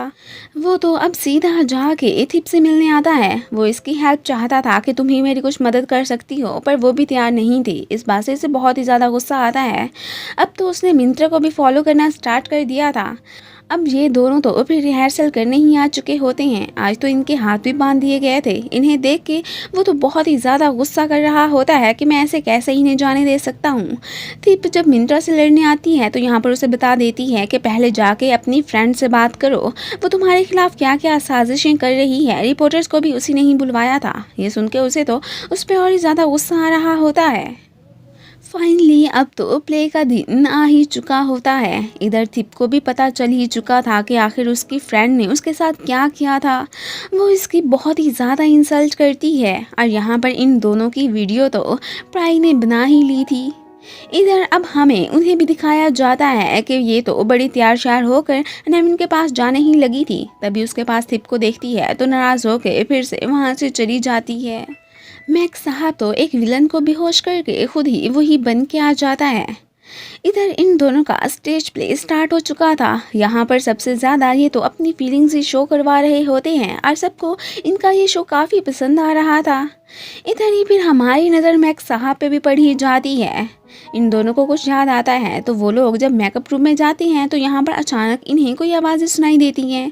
जब ये देखते हैं तो वहाँ पर एक आदमी बंधा पड़ा था। वो इन्हें बताता है कि कोई गलत आदमी मेरा सूट लेके स्टेज पे चला गया है। वो तो बहुत ही परेशान हो जाते हैं। इधर सबके सामने इसने अपनी असलियत का सबको बता दिया था एंड साथ में इससे अपनी फीलिंग्स भी कन्फेस करता है कि मैं तुमसे बहुत ही ज़्यादा लव करता हूँ। अब अचानक ऊपर से मैक साहब की एंट्री हो जाती है। वो तो इन पे अटैक कर देता है। इसी दौरान पुलिस आके उस साहब को तो पकड़ के ले जाती है, बट यहाँ पर एनामिन तो बहुत ही ज़्यादा जख्मी हो गया था। अब उसे हॉस्पिटल में एडमिट करवाया जाता है। मॉम तो उसे लेके बहुत ही परेशान हो जाती हैं। ख़ास तौर पे मिंत्रा भी, वो डेली उसे चेक करने आया करती है। अभी तक उसे होश ही नहीं आ रहा था। जब उसे होश आता है तो सबसे पहले वो मिंत्रा का ही पूछता है कि क्या वो मुझे देखने नहीं आई। इधर ये सब बहुत ही ज़्यादा खुश होते हैं कि फाइनली उन्हें बहुत ही ज़्यादा सक्सेस हुई है। तभी इसे पता चलता है कि मिंत्रा तो ये मुल्क ही छोड़ के चली गई है। वो तो बहुत ही ज़्यादा दुखी हो गया था। तभी ये लोग उसे उसका छोड़ा लेटर देते हैं, जिसे पढ़ के ये तो और ही ज़्यादा परेशान हो जाता है कि मुझे उसके साथ यूँ झूठ नहीं बोलना चाहिए था।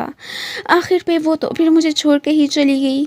मॉम को भी एहसास हो चुका था, इसलिए एक मीटिंग अरेंज करके वो तो अपनी कंपनी का फिर डायरेक्टर टी को ही बना देती हैं। वो भी बहुत खुश होता है। ये तो अब फिर अपने घर का गार्डनर ही बन के रह गया था। बाद में पेरेंट इसे अपने साथ एक प्लेस पर चलने को कहता है। वहाँ पर तकरीबन सभी लोग ही आए थे। तभी इसकी नज़र एक लड़की पे पड़ती है जिसकी शक्ल मिंत्रा से मिलती जुलती थी। वो तो इसे फ्रेंडशिप करने की भी कोशिश करने लगती है। दोनों मिलकर खूब मस्ती करते हैं। बाद में उसे पता चल चुका था कि इन सब लोगों ने मिलकर उससे झूठ ही बोला था। ये लड़की कोई और नहीं बल्कि मिंत्रा ही थी। एक्चुअली में वो तो जस्ट इसे यही एहसास दिलवाना चाहती थी कि किसी को धोखा दे के या झूठ बोल के रिलेशनशिप रखना बहुत ही बुरी बात होती है। बंदा कितना ज़्यादा हर्ट होता है। वो भी इससे नाराज़ तो था, लेकिन फिर भी वो माफ़ कर ही देता है कि कोई बात नहीं, कभी कभी इंसान को माफ़ भी कर देना चाहिए। ये नहीं कि हर बार बंदा बदला ही लेता रहे। अब यहाँ पर सभी लोग बहुत ही खुश दिखाई दे रहे होते हैं। इन दोनों ने भी एक दूसरे से अपनी अपनी फीलिंग्स कन्फेस कर ही ली थी। अब इनका भी एकदम परफेक्ट कपल बन ही चुका होता है। और फिर इसी के साथ ही ड्रामे की हैप्पी एंडिंग हो जाती है। Thanks for watching.